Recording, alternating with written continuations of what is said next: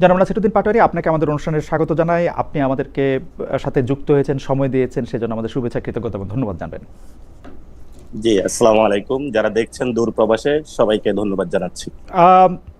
জনাব নাসিরউদ্দিন পাটোয়ারী, আমি কিন্তু মানে আমার অবস্থাটা হচ্ছে এরকম, আমি অ্যাবসলিউট বাক স্বাধীনতার পক্ষে।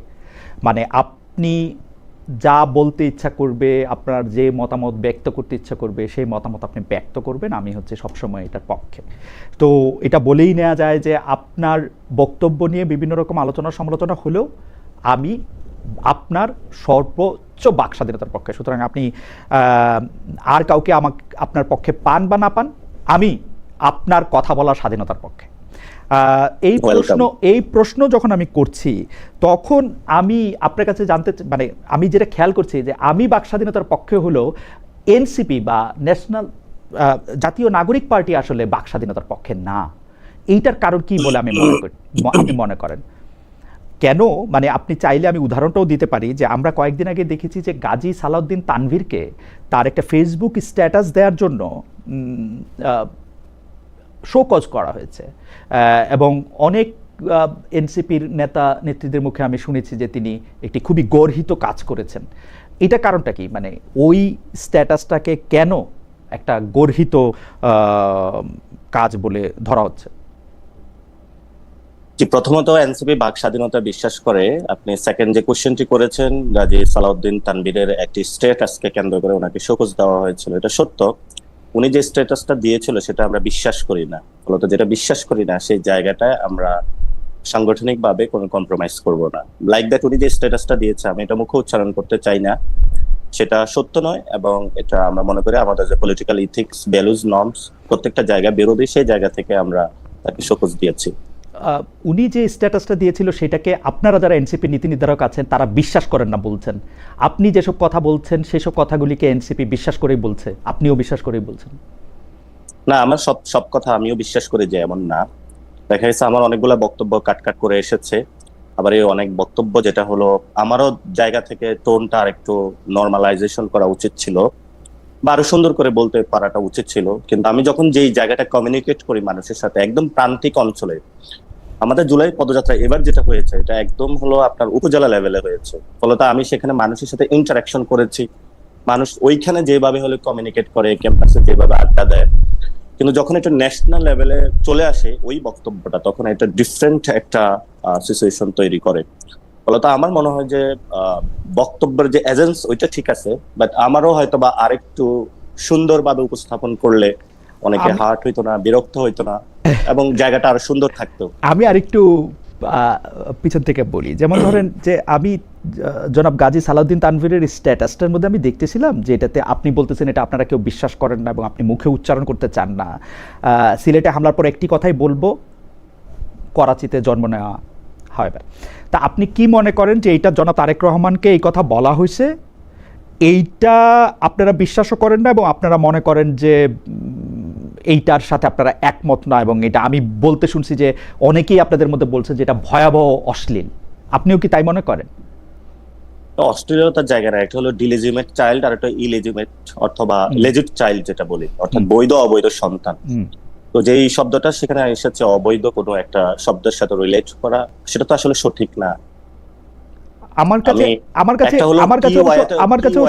কাছে স্ট্যাটাসটা পড়ে এরকম মনে হয় নাই। আমি যেহেতু বাক্সাতে, আমার কাছে মনে হয়েছে যে এটা ইঙ্গিত করা হইতেছে যে তিনি এখন আসলে কার বা কোন জায়গাকে তার পলিটিক্যাল আইডল ভাবতেছেন, আমার এরকম মনে হয়েছে। না, এটা ভাবতেই পারে, কিন্তু ভাবার জায়গা এমন কোন জায়গা হওয়া উচিত না যে জিনিসটা একটা অসত্য তথ্য মানে উপস্থাপন করে। সেই জায়গাটা আপনি তো কোনো তথ্য দেওয়া হয় নাই। না, এটার মধ্যে আপনি ইঙ্গিতটা বোঝেন, আপনি একটু পড়বেন আবার বলবেন, আমি এটা উচ্চারণ করতে চাই না। ওকে, এটার মধ্যে ইঙ্গিতটা ঠিক আছে, তাহলে এই যে ইঙ্গিতটা, সেই ইঙ্গিতটা কি শুধু তারেক রহমান সাহেবকে দেওয়া হয়েছে বলে সেটা অন্যায় হয়েছে, নাকি বিএনপির যে কোনো নেতা বা একজন খালেদ মহিউদ্দিনকে দেওয়া অন্যায় হইতো? আপনি কি মনে করেন যে তার এই ইঙ্গিতটা যে কাউকে আমি আপনার বক্তব্যগুলি শুনতেছিলাম জনাব পাটোয়ারী, আপনি স্বরাষ্ট্রমন্ত্রী জনাব সালাউদ্দিন আহমেদকে বলেছেন ডেসপিকেবল টুট টুট টুট, ইজ ইট ওকে? জি জি। আমি এটা বলি নাই, আমার কথাটা যদি আপনি বক্তব্যটা আরেকটু টেনে দেখেন তাহলে সেখানে বলেছিল, এটা হলো মির্জা ফখরুলের যিনি জামাই উনি বলেছিলেন, আমি সেখানে বলেছিলাম তারা এই ধরনের আমি আমি কথাগুলো আমি বলেছিল। আমি আমি আপনাকে শোনাই, আমি আপনাকে শোনাই আপনাকে আপনি কি বলেছেন। একটু একটু আমি একটু একটু প্রথম থেকে শোনাবেন, প্রথম মাঝখানে থেকে শোনাবেন না, প্রথম থেকে না, বাজকা থেকে। Correct me if I am রং, আমি অনেকবার শুনছি, আমার ভুল হইতে পারে, আমি নোট নিছি লাইক মাই আর্লি ডেজ। তো আমি বলি, আমার আপনি বলছেন মির্জা ফখরুলের যে মেয়ের জামাই আছে না, ফাহাম, ফাহাম ভাই যাকে বলে, উনি একটা কথা বলতেন, সে কথাটা হচ্ছে ডেসপিকেবল টুট টুট টুট। এই শব্দগুলি আবিষ্কারই করা হয়েছে সালাউদ্দিনের জন্য, এই শব্দগুলি বলাই হয়েছে সালাউদ্দিনের জন্য। ইজ ইট ওকে? না, আমি আজকের মাঝখানে শুনতে পাই না, আবার একটু বলবেন। তারেক রহমানের বুঝ নাই, সালাউদ্দিনের উপর ভর করে কখনো কখনো।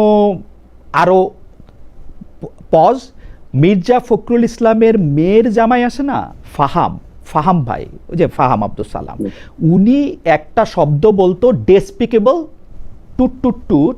এই শব্দগুলি বলাই হয়েছে উনার সালাউদ্দিনের জন্য। এটা আপনি বলছেন, এখন এটা ঠিক আছে?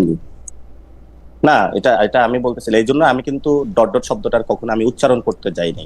ফাহাম ভাই বলেছিলেন, ওনার আপনি যদি যে লেকচারটা উনি দিয়েছিলেন যে কেন বাঙালিরা এরকম সহিংসতা বিশ্বাস করে, কেন এরকম ঠিক হয় না, ইন জেনারেল অনেকের কথা বলছিলেন, যারা ফাহাম আব্দুল সালামের কথা আমি শুনছি। আপনি একদম বলছেন এই ডেসপিকেবল টুট টুট টুট টুট শব্দটাও আসলে বলা হয়েছে স্বরাষ্ট্রমন্ত্রী সালাউদ্দিনের জন্য।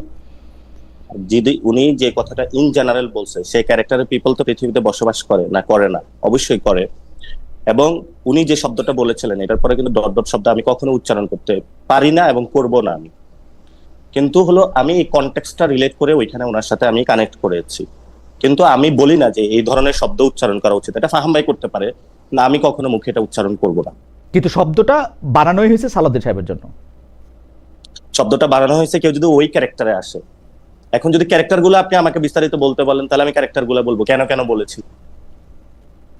না না, আপনারে আমি বিশ্লেষণের জায়গায় আমি যাইতেছি না, আমি বলতেছি আপনি যে এটা বলছেন এটা মিন করছেন, এবং আমরা যারা ফাহাম আব্দুল সালামকে চিনি বা এই শেখ হাসিনার সময় দীর্ঘ সময় ধরে তার অসাধারণ বাগ্মিতায় তিনি যেসব কথা বলেছেন যেগুলি আমাদের কানে সবার আসে, যতই আমরা টুট টুট টুট টুট বলি এটা আমরা সবাই জানি, আপনি বলতেছেন এইটা বলাটা ঠিক আছে, ইজ ওকে? ফাহাম ভাই যে এই শব্দটা বলেছে এটাকে আপনাকে যদি প্রশ্ন করি, উনি কি এই শব্দটা বলা ঠিক করেছে? ফাহাম ফাহাম এই কথাটা বলা ঠিক করছে কিনা? জি। ও ফাহাম ঠিক করছে কিনা সেটা জাজমেন্ট তো আমার না, আমি তো বলছি আমাকে গালি দিলেও ঠিক আছে, সবকিছু ঠিক আছে, আপনিও আমারে বলতে পারেন ডেসপিকেবল টুট টুট টুট, ইটস ওকে, আমার জন্য ঠিক আছে। আপনার বলাটা ঠিক আছে কিনা সেটা আপনি বলেন, আপনি একজন পাবলিক ফিগার, পলিটিক্যাল লিডার, আপনার বলাটা ঠিক আছে না? আমি আমি আমি আমি এটা কখনো বলতে পারবো না, এই জন্য হলো আমি কি বলতে পারবেন না, আপনি টুট টুট টুট দিয়ে বলবেন। আমি ডট ডট বলছি, টুট টুট বলি নাই। এখন এই ডট ডট যে শব্দটা এটা আমি বলতে পারবো না, কারণ এটা যেই ভাষাটা ফাহাম ভাই ব্যবহার করে ওই ভাষা আমরা ব্যবহারে আমরা অভ্যস্ত না। ওকে, প্রথম কথা এটা। দ্বিতীয় কথা হলো যে এখানে ভাষার চেয়েও আমি যে কনটেক্সটটা বুঝাইছি এটার জন্য যদি আমি ভাষায় বুঝাইতাম তাহলে তো আমি ফাহাম ভাইয়ের রেফারেন্সটা টানার দরকার হইতো না, অথবা ওই সিচুয়েশনটা ক্যারেক্টারটা একসাথে ম্যাচ করার আমার দরকার হইতো না, তাহলে তো আমি ডিরেক্টলি বইলা দিতে পারতাম। এটা সচরাচর বাংলাদেশের সবাই বলে, মারামারি, আমরা নোয়াখালীতে বলি কাজ্জা লাগলে সবাই এগুলা বলে দেয়। এই ধরনের শব্দ ব্যবহারে আমরা অভ্যস্ত না, যার জন্য আমি কখনো বলিনি। আপনি জনাব তারেক রহমানকে বুঝনাইয়ের জায়গাটা থেকে এইচএসসি পাস প্রধানমন্ত্রী বলছেন, ইটস ফাইন, আমার কাছে কোনো অসুবিধা নাই যে এইচএসসি পাস, আপনি তার এইচএসসি পাস মনে করছেন, আপনি এইচএসসি পাসে বলছেন, কিন্তু পাস দিয়ে কি আপনি একটা লোকের বিবেচনা করেন? মানে ধরেন আপনি মাস্টার্স পাস, সেই জন্য আপনি এইচএসসি পাস লোকের থেকে একটু ভালো, বেটার? না, আমি এটা দিয়ে জাজমেন্ট করতে চাই না। তো জাজমেন্টটা তখন আসে একজন আপনার ব্রাজিলের যে প্রেসিডেন্ট যিনি ছিলেন শ্রমিকদের থেকে, যিনি এসেছেন প্রেসিডেন্ট লুলা মেবি, তো উনি কিন্তু শ্রমিকদের থেকে এসে প্রেসিডেন্ট হয়েছেন, অথবা পৃথিবীতে অনেকজন আছে তারা পৃথিবীকে নেতৃত্ব দিয়েছেন। নেতৃত্বের জায়গাটা যখন আপনি পৃথিবীর এজেন্সটা বুঝতে পারবেন মানুষ কি চাচ্ছে। দেখুন আপনার এটা আমি যখন বলেছিলাম বাচ্চারা হাঁটু পরিমাণ পানি, কারো গলা পরিমাণ পানি, ওই অবস্থায় তারা হলো পরীক্ষার হলে যাচ্ছে। আপনি চিন্তা করেন আপনি ওই সময় এইচএসসি পরীক্ষার্থী এবং আপনি সকালবেলা দেখলেন যে হলো বাসার সামনে হলো গলা পরিমাণ পানি, তখন আপনি একটা আবেদন জানাইলেন যে ঠিক আছে আজকের পরীক্ষাটা যদি বাতিল করা হয়, যেহেতু আপনি নগর ব্যবস্থাপনা করতে পারছেন না অথবা আপনার আগের সরকার করতে পারে নাই, কিন্তু পরিস্থিতিটা তো বিরাজ করছে তখন। তখন আপনি তাকে বললেন আজকে পরীক্ষাটা না নিয়ে তাহলে আপনি কালকে নেন। আপনি তাদের বাসায় ডিবি পাঠালেন, তাদেরকে হেনস্থা করলেন, এই তুমি কোন কলেজে পড়ো, তাদেরকে পলিটিক্যাল ট্যাগ দিলেন। এবং যে এই পরীক্ষার ব্যবস্থা, সেখানে আমি বলেছিলাম বাংলাদেশের যারা শিক্ষার্থী তাদেরকে একটা টেস্টিং প্রক্রিয়ায় নেওয়া হয়। আফ্রিকান অঞ্চলে যেমন এই ওষুধটা ভালো নাকি খারাপ ইঁদুরকে দিয়ে টেস্ট করা হয়, তারপরে মানুষকে খাওয়ানো হয়। তো বাংলাদেশের শিক্ষা ব্যবস্থা কতটুকু খারাপ না ভালো, এটা যখন আপনার একজন প্রাইম মিনিস্টার অথবা হোয়াট এভার, এটা হলো শিক্ষা সচিব অথবা শিক্ষা মন্ত্রী যেই হোক না কেন, তার মধ্যে যদি এই বোধ সম্পূর্ণ জায়গাটা না থাকে, তখন আসলে ওনার শিক্ষা ব্যবস্থায় আর কতটুকু, এটা ধরেন ক্লাস 5 পাস হইলেও ওনার মধ্যে বুঝে আসতো না, আবার খুব পিএইচডি হলো তার মধ্যে এই সম্পূর্ণ বোর্ডটা আসতে পারতো। তাহলে আপনার এইখানে কথাই আসলো যে 5 পাস হলেও উনি বুঝতেন না, পিএইচডি হইলেও উনি বুঝতেন না, তাহলে আপনি তাকে এইচএসসি পাস কেন বললেন? হ্যাঁ, ওইখানে একটা শিক্ষার্থীদের বলা হয়েছে যে বাচ্চারা তোমরা ঘরে যাও। এখন যেই বাচ্চা পোলাপাইনগুলা কয়েকদিন আগে বের হয়ে আসছে যে বাংলাদেশের ফেসিবাদী সিস্টেম, তাহলে তাদের বুঝটা আছে মাথায় ক্লিয়ার নাকি ক্লিয়ার নাই আপনি বলেন। না না, আমি আপনার কথা বুঝতে পারতেছি না। মানে আপনি বলতেছেন যে এটার সাথে তো সার্টিফিকেটের কোনো সম্পর্ক নাই। নাসিরউদ্দিন পাটোয়ারি পিএইচডি পাইছে, হ্যাঁ, সার্টিফিকেটের সম্পর্কটা কি? সার্টিফিকেটের সম্পর্কটা কেন আসতেছে সেটাই ব্যাখ্যা করতেছি আমি। আপনি বাচ্চাদেরকে কেন হলো গালি দিলেন বাচ্চা বলে? মানে যেই পোলাপাইনগুলা ক্লাস 10 এ ছিল অথবা ইন্টারে ছিল, সেই পোলাপাইনগুলা অভ্যুত্থানের সময় হলো বুঝেই তো ফেসিবাদের বিরুদ্ধে। কে গালি দিয়েছে মুরগি বলে?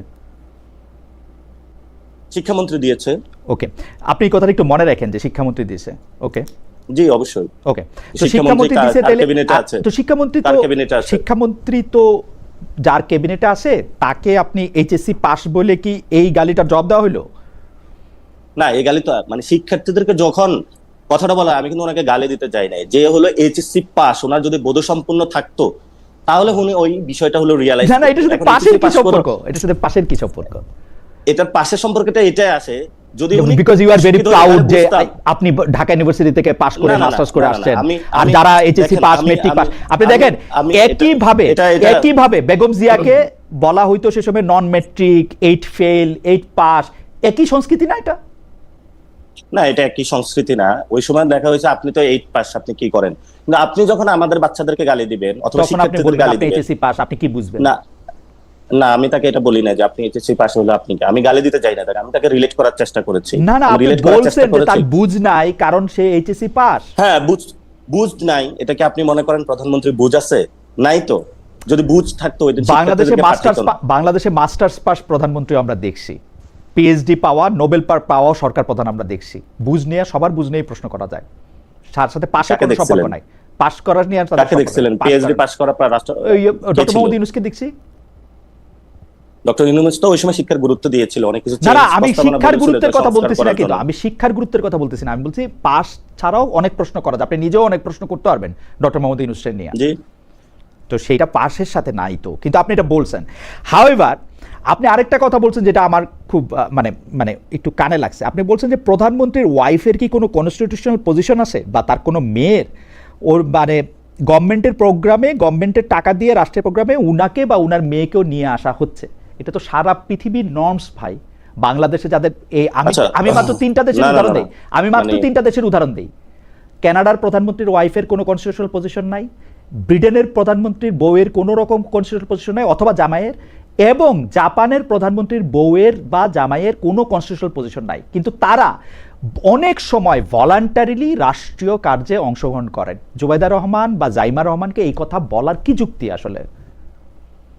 আমি কথাটা বলেছিলাম যে সাধারণত অন্য দেশের হলো একটা হলো কনস্টিটিউশনাল জায়গা থেকে ফার্স্ট লেডি, না সেটা শুধু প্রেসিডেন্সিয়াল শাসনের ক্ষেত্রে, আর কোথাও ফার্স্ট লেডি থাকে প্রেসিডেন্সিয়াল, শুধু প্রেসিডেন্ট, কিন্তু অথবা রাষ্ট্রীয় কোন জায়গায় অনেকে কনস্টিটিউশনাল পদে তাদেরকে নিয়ে আসে। অথবা আমি বলেছিলাম আমি কানাডা, ব্রিটেন এবং জাপানের উদাহরণ দিলাম, তাদের কেউ কনস্টিটিউশনাল পোস্টে নাই, ইউরোপের কোথাও নাই।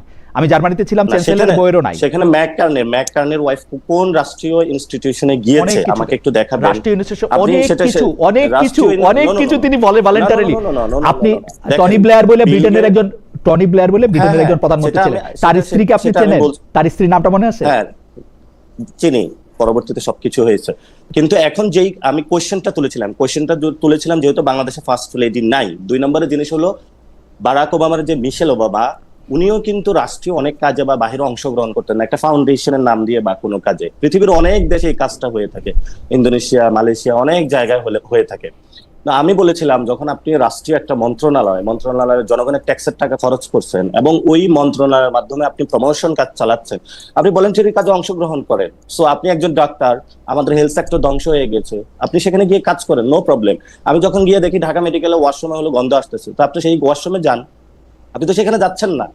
আপনি যখন একজনের ইন্টেনশনটা বুঝবেন, আপনি দেখেছেন জায়মা রহমানের যখন কথাটা এসেছে, অনেকে বলেছে গালি দিয়েছি, আপনি আজকে এখানে টকশোতে একটু প্রমাণ করে যাবেন আমি কি গালি দিয়েছিলাম বা কি না না, আমি করেছিলাম। প্রশ্ন সেই জায়গাটা করতেছি যে আপনার প্রবলেমটা কোথায়? জুবাইদা রহমান এবং জাইমা সেই রহমান, জায়গাটা জাইমা রহমান আনঅফিশিয়াল জায়গাগুলিতে গেলে আপনার কি সমস্যা, নাকি আপনি যেভাবে বলে দিবেন সেভাবে যাইতে হবে?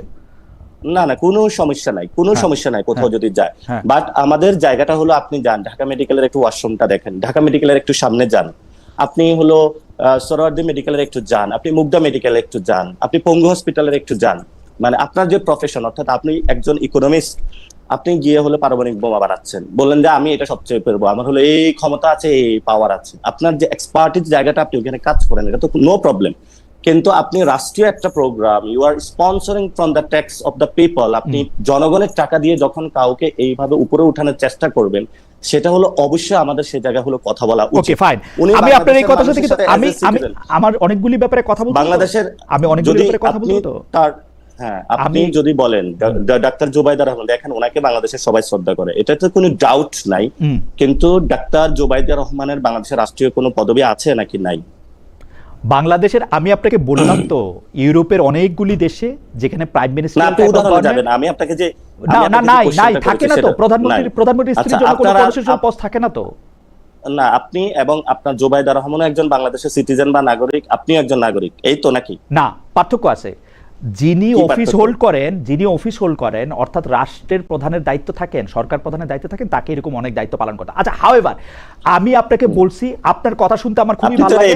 এটা আপনার না, আমার কেন, সারা পৃথিবীর এটা নর্মস রে ভাই। আপনি এটা ব্রিটেনের জন্য নর্মস, কানাডার জন্য নর্মস, জাপানের জন্য নর্মস, পৃথিবীর যেসব দেশে প্রধানমন্ত্রী শাসিত সরকার আছে অলমোস্ট সব দেশের জন্য নর্মস। আমি ঘেটে দেখছি ভাই, আপনি বাসায় গিয়ে চেক করে দেখুন। বাংলাদেশের আমি চেক করে কথা বলেছি। বাংলাদেশের ক্ষেত্রে কি হয়, ধরেন প্রধানমন্ত্রীর লাইন আপটা পরবর্তীতে ঠিক করা হয়, অর্থাৎ অমুক ফ্যামিলির কে পরবর্তীতে প্রধানমন্ত্রী হবে, এরপরে কি হবে। তো যেই সরকারি 5 বছর সরকারে থাকে, দেখা গেছে উনি হলো এটার মধ্যে হলো স্পন্সরিং করার চেষ্টা করা হয়। ওকে ফাইন, আমি আপনার কথা জায়গাটা, এই সংস্কৃতিটা বাংলাদেশে বাদ দেওয়া উচিত। উনি যাইতে পারে সিটিজেন, কিন্তু প্রায়োরিটি বেসিসে ওনার ঢাকা মেডিকেলে যাওয়া উচিত। আমি মনে করি যে আপনার বক্তব্যটায় আপনার এই পয়েন্ট তোলা, আপনার যুক্তি আমি পুরাটাই বুঝতে পারছি, কিন্তু একই রকম পয়েন্ট বা যুক্তি যাকে আপনি আমাদের সরকার বলতেছিলেন একই বক্তব্যে, অর্থাৎ অন্তর্বর্তীকালীন সরকার, সেই ডক্টর ইউনূস যখন তার মেয়েকে নিয়ে অন্তত বেশ কয়েকবার রাষ্ট্রীয় অনুষ্ঠানে গেলেন, বিদেশে গেলেন, জাতিসংঘে গেলেন, 11টা সফরের মধ্যে অর্ধেকের মধ্যে গেলেন, তখন আপনি এই প্রশ্ন তুলছিলেন যে who is she to accompany mister Yunus. প্রধানমন্ত্রী যদি কোথাও যেয়ে থাকে, প্রধানমন্ত্রীর সাথে যদি ওনার ফ্যামিলির সবাই গিয়ে থাকে, আমাদের কোনো আপত্তি নাই। সেকেন্ড হলো, আপনি যে কোশ্চেনটা তুলছেন, আপনার মনে হয় জানার কথা যে ইউনূস যখন বাংলাদেশে এসেছিলেন, উনি অপারেশন থিয়েটার থেকে এসেছিলেন এবং উনি খুবই অসুস্থ, কিন্তু ওনার সাথে কোম্পানি দেওয়ার মতন কে আছে ফ্যামিলির, বলেন? উনি যখন একটা ফ্লাইট করতেছে, তো ওনার যে ট্যাবলেটটা ধরিয়ে দেওয়ার, এটা কে আছে একটু বলবেন আপনি? আপনি তো ওনার ফ্যামিলি সবকিছু সিচুয়েশন, আপনি তো কথাটা নিয়ে এসেছেন, কথাটা তাহলে ওনার, তাহলে বিদেশে যাইতে সময় ওনার ফ্যামিলির কারো ওনার সঙ্গে থাকতে হইতো, সেই জন্য উনি বিদেশে গেছেন। মানে আপনি তো জানেন উনি অসুস্থ, এবং ওনার সাথে আপনি কি খেয়াল করছেন বাংলাদেশেও বিভিন্ন রাষ্ট্রীয় অনুষ্ঠানে তার মেয়ে উপস্থিত ছিল, আপনি খেয়াল করেছেন কিনা? হ্যাঁ, কিন্তু হলো উনি এরকম দেখেছেন যে সংস্কৃতি মন্ত্রণালয়ের কোথাও একটা প্রোগ্রাম হচ্ছে, ডিরেক্টলি সেখানে গিয়ে হলো ওনার মেয়েকে পাঠাচ্ছে, যাও তোমাকে হলো রাষ্ট্রীয় প্রটোকলে সবকিছু স্পন্সর করে জনগণের কোটায় আমি তো চলে যাচ্ছি, পরবর্তীতে তোমাকে প্রধানমন্ত্রী বানানো হবে। আমার মনে হয় জনাব পাটোয়ারি, আমি আমার জায়গাটা ক্লিয়ার করতে পেরেছি যে আপনি যান, নো প্রবলেম, আপনি যান, নো প্রবলেম, কিন্তু আপনি আগে বাথরুমে যান, ঢাকা মেডিকেল কলেজে বাথরুমে যান, ফ্যামিলির সাথে। কিন্তু প্রথম একটা কাজ হলো, সেটা হলো মানে ওই ব্যক্তিটার জায়গার যাওয়াটা কোন জায়গায়। আপনি যদি একটা এক্সপার্টিস হন, তাহলে আপনি সেখানে হেল্প করেন, আমাদের বাংলাদেশে অনেক উপকার হবে। ঠিক আছে ভাই, আপনি ওইখানে করলেন না, আপনি অন্য জায়গায় করলেন, কিন্তু করার পরে হলো দেখা যাচ্ছে প্রধানমন্ত্রীও নাই, কেউ নাই, উনি হলো চিফ গেস্ট এবং একটা রাষ্ট্রীয় অতিথি প্রোগ্রাম, তারপরে হলো ওইখানে হলো স্পন্সরিং করা হচ্ছে জনগণের টাকায়। সো ওই জায়গায় ওই সংস্কৃতিটা আসলে পরিবর্তন করা উচিত। If you become the prime minister, আপনি মনে হয় এটা করবেন না, এই ধরনের পরিবারতন্ত্রের একের পর এক লিগেসি টানবেন না। যদি মানুষ ভোট দেয় তখন হবে, সেটা দেখা যাবে তখন। আচ্ছা, আরেকটা বিষয় আপনার একটু দৃষ্টি আকর্ষণ করি আমি। আপনি জি। বর্তমান সেনাপ্রধান জনাব ওয়াকার সাহেবের কথা, মানে আপনার ভাষায় বলি, ওয়াকার সাহেব একটা কথা বলছিলেন যে তিনি সোশ্যাল ভ্যালুজে বিশ্বাস করেন এবং তিনি বলেছিলেন যে তিনি চাঁদাবাজির পক্ষে না। ওই ব্যক্তিটাই যখন, অর্থাৎ ওয়াকারুজ্জামান সেনাপ্রধান, উনি যখন, ওই ব্যক্তিটি যখন তারেক রহমানের মতো একজন দুর্নীতিবাজকে ক্ষমতায় বসিয়েছে, তখন তার সততা নিয়ে প্রশ্ন আছে। আপনি কি মনে করেন যে বাংলাদেশে ইলেকশন 2026-এ যেটা হয়েছে, সেটা ওয়াকার যাকে ঠিক করে দিছে তারা পাশ করছে, যারা ঠিক করে দেয় না তারা ফেল করছে? হ্যাঁ, সেটা তো আমি সরাসরি কোশ্চেন তুলেছিলাম যে আমি নিজেও তো ইলেকশন করেছিলাম, আমি সেখানে ছিলাম। যে আমার যখন 8টার দিকে রেজাল্টটা অফ হয়ে গিয়েছিল, সেই অফিসের জিজিএফআই থেকে যে রাষ্ট্রীয় যে সংস্থাগুলো সেগুলো বসেছিল, মির্জা আব্বাসের ওয়াইফও সেখানে ছিলেন, এবং বিভিন্ন জায়গায় স্টেট লেভেলে বিভিন্ন ইন্টারনাল ওয়েতে সেই কাজগুলো আমরা পাচ্ছিলাম যে কোথায় কি হচ্ছিল, এবং আমি তো এটা প্রত্যক্ষ সাক্ষী ছিলাম। তো তাহলে আপনি বলবেন রেজাল্ট ঘোষণার সময় সেখানে ডিজিএফআই এর কাজ কি, আর্মির যে গোয়েন্দা সংস্থাগুলো সেখানে কাজ কি? আপনার তারপর আমরা বক্তব্যটা বিভিন্ন অনুযায়ী জায়গা থেকে ওয়াকার সাহেব তারেক রহমানকে চুজ করেছেন এবং ক্ষমতায় বসিয়েছেন, এটা দুর্নীতিবাজ আপনি তারেক স্বীকার রহমান। করেন, আপনি এটা স্বীকার করেন বা না করেন, বাংলাদেশের হলো যখন 5 তারিখে মানে আগামীকালকে 2024-এর যে ডেটটা ছিল, সেই 24-এ কিন্তু সকল রাজনৈতিক দলকে ক্যান্টনমেন্টে ডাকা আমি হয়েছে। 2026-এর ইলেকশনটার কথায় আসি। 2026-এর ইলেকশনটা মানে কেন বলেছিলাম সেই জবাবটা, ফ্রি এন্ড ফেয়ার কেন হয় না, বলেছিলাম, ফ্রি এন্ড ফেয়ার হয় না। কেন ওয়াকার বলেছিলাম সাহেব সেই যাকে জবাবটা তো চাইছেন, আপনার নিতে হবে। ওয়াকার সাহেব যাকে মানে একটু চাইছেন, ধৈর্য রাখুন, তাহলে আমি তো 30 সেকেন্ডে উত্তরটা দিতে সময় দিবেন আমাকে। না না, সেই জায়গাটা থেকে আমি ধৈর্য রাখতেছি। আপনি কথাটার মধ্যে বলুন, মানে আপনাকে কথাটা বলতে হইলে 5 আগস্ট 24-এ যেতে হবে না, 24-এর জন্যই যাচ্ছি যে ক্যান্টনমেন্টে তো সকল রাজনৈতিক দলকে নেওয়া আছে। ইলেকশনটা কিভাবে এসেছে সেটা তো আপনাকে লক্ষ্য রাখতে হবে, এবং ইলেকশনের সময় হলো পুরো বাংলাদেশের মিলিটারি সিস্টেম তো মাঠে অ্যাক্টিভ ছিল নাকি ছিল না? হ্যাঁ, মাঠে অ্যাক্টিভ বলেন। মাঠে অ্যাক্টিভ ছিল। তো সেখানে তো ইন্টারফিয়ারেন্সের অবশ্যই আর্মি জেনারেলের ছিল। আমার প্রশ্নটা কি আপনি উত্তর 5 তারিখে দিলেন? যে আমার প্রশ্নটার উত্তর কি আপনি দিলেন? আপনি কি মনে মানে করেন আপনি যদি যে আমাকে প্রশ্ন করেন, আপনার যদি অনুষ্ঠান হয় ইয়েস নো, তাহলে আপনি আমাকে কোশ্চেন ইয়েস করেন, নো আমি না, yes, ইয়েস no নো উত্তর না, দিব। ইয়েস নো না, আপনি বিস্তারিত বলেন, এরপরে আপনি অভয় জি। দিলে, অনুমতি দিলে আমি বলবো আপনাকে। আমি প্রশ্নটা আবার করি। আমার অনুমতি নেওয়া লাগবে না, আমার অনুমতি কারোই নেওয়া লাগে না, অনুমতি আমার কারোই অনুমতি নেওয়া লাগে না। অনুমতি নেওয়াটা হচ্ছে আমার কথার, মানে এটা একটা প্লিজের বঙ্গানুবাদ। আমি জিনিসটা বলি। আচ্ছা, ওয়াকারুজ্জামান 2026-এর ইলেকশনে যাকে চেয়েছেন তাকে ক্ষমতায় বসিয়েছেন, এবং সেটি দুর্নীতিবাজ তারেক রহমানের ক্ষেত্রে এটা উনি করেছেন। যার কারণে ওয়াকারুজ্জামান আপনার কাছে, আমি গালি বলবো না, আপনার বাকস্বাধীনতায় তাকে বলেছেন যে যখন মানুষের বয়স হয়, শেষ বয়সে মানুষকে ভূতে ধরে, you are so confident about it, ভূতে ধরলে কেউ দাঁড়িয়ে রাখতে শুরু করে, এবং হি ডিড ইট, যে ওয়াকারুজ্জামানই চেয়েছেন তারেক সাহেবকে ক্ষমতায় বসাইতে। আপনি এইটার ব্যাপারটা একটু বলেন। এটা আমার প্রশ্নটা একটু ইলাবোরেট করে, আপনি যখন একটু সময় দিলেনি, এটা আপনি বিশ্বাস করেন কিনা, এবং আপনার যে দল এনসিপি, আপনার যে জোট জামায়াতে ইসলামী, তারাও বিশ্বাস করেন কিনা, এবং আপনি প্রথমত যে বক্তব্যটা বলেছেন আপনি কাট বক্তব্যটা দেখেছিলেন। আমি যদি ফুল যে বক্তব্যটা সেটা আপনি অ্যালাউ করলে তাহলে আমিও বলবো, কিন্তু আপনার যে কোশ্চেনের উত্তরটা, আমরা মনে করি যে এখানে বহিঃশক্তি, আওয়ামী লীগ এবং এখানে মিলিটারির বিভিন্ন অফিসারের সাথে একটা নেকজাস তৈরি হয়েছিল, ফলত ওই নেকজাস থেকে এই ধরনের একটা ইলেকশনে ইঞ্জিনিয়ারিং হয়েছে। এই ইঞ্জিনিয়ারিং এর জায়গাটা হলো আমি ইলেকশনের পরে ক্লিয়ার করেছিলাম, এর পরবর্তীতে বিরোধী দলীয় নেতাও এই বিষয়টা ক্লিয়ার করেছে। আপনি যদি বক্তব্যগুলো শুনেন।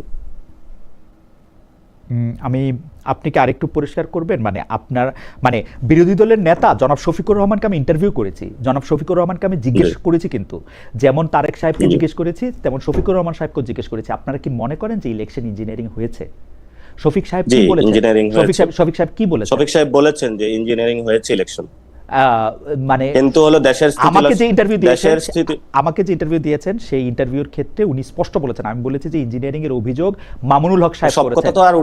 সব কথা তো আর আপনার ইন্টারভিউতে বলে নাই, এর পরবর্তীতেও উনি বক্তব্য দিয়েছে, বক্তব্য দেখবেন, এখন একটু সার্চ করে দেখবেন যে উনি বলতেছেন যে তারেক সাহেব, বাংলাদেশে ইলেকশন, তারেক সাহেবকে বাংলাদেশে ইলেকশন ইঞ্জিনিয়ারিং হয়েছে, এবং সেই ইঞ্জিনিয়ারিং এর স্বার্থে ওই সময় আমরা দেশের স্বার্থে যাতে কোনো অস্থিতিশীল পরিবেশ সৃষ্টি না হয় সেজন্য মেনে নিয়েছিলাম। এই বক্তব্যটা আপনি একটু খুঁজে দেখবেন। আমার মনে হয় যে আপনি ঠিকই বলতেছেন, তিনি এই জাতীয় কথা বলছেন, কিন্তু আবার তো এই কথাও বলতেছেন যে দেশের স্বার্থে যদি এটা এখন মেনে নেন, 5 মাস হয়েছে, এখন আপনারা বা জনাব অলি আহমেদ বা জামাতে ইসলামী মিলে সরকারকে ফেলেও দিতে চাচ্ছেন। আপনি তো বলেই দিয়েছেন যে বিএনপি তো ক্ষমতায় টিকবে না, কারণ বিএনপি হচ্ছে রাবিশ পার্টি, আর এই বিএনপি কখনো আসলে টিকবে না এখানে। তাই না? হ্যাঁ, আমি এখনো বলি এই সরকার হলো টিকবে না, কারণ এই সরকার টিকবে না কারণ ইলেকশনটা দুইটা ভোট হয়েছিল, আপনি একটা ভোট মানবেন আরেকটা মানবেন না। ইলেকশনে জনগণের 70% রায় দিয়েছিল। 71-এ যখন আমাদের মুক্তিযুদ্ধ হয়েছিল, মহান মুক্তিযুদ্ধ, সেই মুক্তিযুদ্ধের আগে জনগণ একটা রায় দিয়েছিল। সেই যুদ্ধতে কিন্তু হলো পাকিস্তানি জান্তা ছিল, তারা সেই জনগণের রায়টা মানে নাই। ফলত একটা দেশে এই ধরনের জনগণ রায়কে বাস্তবায়ন করার জন্য রাজপথে মানুষ নেমে আসে, এবং এখানেও কিন্তু 70% জনগণ একটা রায় দিয়েছিল। আপনি সেই রায়ের দিকে যান নাই। অলরেডি হলো সংসদে একটা সংশোধনী কমিটি গঠন করা হয়েছে, যেটা আমরা বলেছিলাম যেখানে একটা রিফর্ম অ্যাসেম্বলি হবে, এবং সেখানে সালাউদ্দিন অকপটে স্বীকার করেছেন যে আমরা মাঠে জনগণকে প্রতারণা বা বোকা বানানোর জন্য এটা বলেছিলাম। তাহলে তো আমাদেরকে জনগণ ভোট দিত না। ফলে তো জনগণের সামনে সবটাই স্পষ্ট হয়েছে। জনগণ যদি কাউকে মনে করে যে তাদের জন্য প্রতারণার ফাঁদ পাতা হয়েছে অথবা তাকে বোকা বানানো হয়েছে, সে জনগণ কেন আপনাকে স্কেপ দিবে? ফ্যান্টাস্টিক, দেওয়ার কোনো অবকাশ নাই। আমার কাছে মনে হয় যে আমি একটু পুরনো কথায় ফিরে আসি। তার মানে এনসিপি এবং জামাতে ইসলামী, এনসিপি আপনার দল হিসাবে এবং জামায়াতে ইসলামী হচ্ছে আপনাদের জোট সঙ্গী হিসাবে, তারা বিশ্বাস করে যে 2026 সালের ইলেকশন রিগড হয়েছে, ওয়াকার সাহেব তারেক সাহেবকে ক্ষমতায় বসিয়েছেন। ডিরেক্টলি যদি আপনি বলেন yes no, directly yes no এটা বলা যাচ্ছে না, কিন্তু হলো এখানে একটা আপনি তো ডিরেক্টলি ইয়েস নো বলতেছেন পাটোয়ারি সাহেব, আপনি দেখেন আপনি directly- কিন্তু একদম স্পষ্ট ডিরেক্টলি বলতেছেন ইয়েস নো। ওই ব্যক্তি যখন তারেক রহমানের মতো একজন দুর্নীতিবাজকে ক্ষমতায় বসিয়েছে। আপনি এই কোশ্চেনটা যদি উত্তরটা এভাবে নেন, আপনি যে আপনার যখন গণ অভ্যুত্থান হলো তখন তো সকল রাজনৈতিক দলকে ক্যান্টনমেন্টে ডাকা হয়েছিল, এবং পরবর্তীতে কার্যত ইনার ওয়েতে সেখানে তো হলো ক্যান্টনমেন্টের বিভিন্ন জায়গায় ইন্টারফারেন্স ছিল, এটা আপনি অস্বীকার করতে পারবেন না। এবং ইউনূস স্যারের আমলেও তারা স্যারকে ওইভাবে অনেক ক্ষেত্রে কাজ করতে দেয় নাই, এবং সেগুলো আপনাদের সবারই জানা আছে। তো পরবর্তীতে আমরা বলেছিলাম ঠিক আছে, আমরা তাহলে একটা গণতান্ত্রিক নির্বাচন প্রক্রিয়ার দিকে যাব, এবং সেখানে আমরা যখন চুপ্পুর বিরুদ্ধে আন্দোলন করেছিলাম, সেখানে আর্মি চিফ রাজি ছিলেন না। তো এখানে তো মানে একটা স্টেটের কয়েকটা স্টেক হোল্ডার থাকে। এখন আপনি তো সেখানে আমাদের ডিপ স্টেটের জায়গা থেকে ওনাদেরকে হলো বাদ দিতে পারবেন না। যদি বাদ দিতে পারেন তাহলে তো আজকে পর্যন্ত আয়না বা গুমের সেই জায়গাটা আমরা এখনো নিশ্চিত করতে পারি না যে গুমের বিচার অথবা এই আইনটাতে নতুন করে প্রণয়ন হবে, অথবা যাদেরকে হলো বিচারের আওতায় নেওয়া হলো তাদেরকে এসিতে গাড়িতে করে নেওয়া হচ্ছে, এবং সেখানে আলাদা জায়গায় তাদেরকে রাখা হচ্ছে। তো এটা তো স্পষ্ট হচ্ছে যে কোথায় কোথায় তাদের একটা প্রভাব এই ডিপ স্টেটে পার্ট, যেমন মিডিয়া, এই ডিপ স্টেটে পার্ট কি ডক্টর মোহাম্মদ ইউনূস ছিলেন? ডিপ স্টেটের পার্ট ডক্টর ইউনূস আছেন নাকি নাই সেটা তো আপনি ডিপ স্টেট ভালো করে বুঝেন, তো সেই জায়গাটা আমি ব্যাখ্যা দিতে পারবো না বা উত্তর দিতে পারবো না। ডিপ স্টেট কোনটা কেন আমি প্রশ্ন করতেছি যে আপনি কয়েকটা লক্ষণের কথা বললেন, আর আমার চোখে লক্ষণ কি? আমার চোখে লক্ষণ হচ্ছে ডক্টর মোহাম্মদ ইউনূস, যিনি যাকে কোত্থেকে জানি আইনা নিরাপত্তা উপদেষ্টা নিয়োগ দিয়েছেন, সেই নিরাপত্তা উপদেষ্টা বিএনপির পররাষ্ট্রমন্ত্রী হয়েছে। কোথা থেকে আইনা না, বিএনপি পাঠাইছে। ও, বিএনপি পাঠাইছে। তো আর ডক্টর মোহাম্মদ ইউনূস এটা হজম পাঠাইলে কিভাবে? ডক্টর মোহাম্মদ ইউনূস হজম করছে, ডক্টর মোহাম্মদ ইউনূস হজম করছে তাকে, উনি বুঝেন না কিছু। ডক্টর ইউনূস তো শুধু এটাও হজম করে না, অনেকটাও হজম করছে, সবাইকে নিয়ে চলতে চেয়েছে, একটা মানে উনি ইউনিটি বা শুধু ঐক্য হজমই করে গড়ে গেছে। তুলতে চেয়েছে। উনি উনার অ্যাটর্নি জেনারেল এখানে আইনমন্ত্রী হয়েছে, উনার প্রেসিডেন্টকেই প্রেসিডেন্ট রেখা দেওয়া হয়েছে, উনার কারণেই এই আপনারা যাকে অসম্মান করে রাষ্ট্রপতির কথা যে বলে, উনার কারণেই রাষ্ট্রপতির কাছে শপথ দেওয়া হয়েছে। কারণ উনি কাকে অসম্মান করা হয়েছে? না, অসম্মান আমি উজ্জ্বল করলাম যে ধরেন সাবেক রাষ্ট্রপতিকে নিয়ে আপনারা বলেন যে উনি আওয়ামী লীগের রাষ্ট্রপতি ছিলেন, কিন্তু ডক্টর মোহাম্মদ ইউনূসই ওই রাষ্ট্রপতির কাছেই আপনাদের শপথ নিতে বাধ্য করছে, তাই না? না, ডক্টর ইউনূস বাধ্য করে নাই। ডক্টর মোহাম্মদ ইউনূস ওনার কাছেই শপথ নিতে চাইছেন। অ্যাবসলিউটলি। সাবেক ছাত্রলীগ ক্যাডার যেই চুপ্পু সাহেব, ওনাকে সাহেবে বলি যেহেতু উনি একটা বড় মাপের ক্যাডার, তো উনি ওই সময় হেড অফ দ্য স্টেট তো রাষ্ট্রপতি ছিল। আমরা সেই সময় বলেছিলাম যে স্টেটটা এটার বাইরে গিয়ে আমরা নতুন ভাবে গঠন করতে পারি কিনা। তো সেই সময় তো সকল শক্তি রাজি ছিল না। এটা ইতিমধ্যে মির্জা ফখরুল ডক্টর ইউনূস সাহেব কি রাজি ছিলেন? ডক্টর ইউনূস সাহেব কি রাজি ছিলেন? ডক্টর ক্ষমতাটা ওই সময় যদি ডক্টর ইউনূস জনগণের যে ম্যান্ডেট সেটার উপরে উনি করতেন, কিন্তু 5 তারিখে যখন সব রাজনৈতিক দলকে ক্যান্টনমেন্টে প্যাকেট করে নিয়ে যাওয়া হয়েছে, তারপরে ডক্টর ইউনূসের কি করার ছিল আপনি বলেন? না, 5 তারিখে যা যা কিছু করা হয়েছে সেটাকে আপনি বলতেছেন প্যাকেট করে নিয়ে যাওয়া হয়েছে, রাইট? প্যাকেট করে নেওয়া হয়েছে। প্যাকেট ছাড়াও অনেকে গেছেন, রাজপথ থেকে প্যাকেট ছাড়াও অনেকে গেছেন। আমরা তো প্যাকেট ছাড়াও গেছে, যেমন প্যাকেট ছাড়াও অনেকে গেছে। হ্যাঁ, প্যাকেট ছাড়াও অনেকে দৌড়ায়, ওদিকে ফোন পাইলে অনেকে দৌড়ায়। এটা বাংলাদেশের একটা বদ অভ্যাস। এটা পাকিস্তান আমল থেকে শুরু হয়েছে, এখন পাকিস্তানে আছে।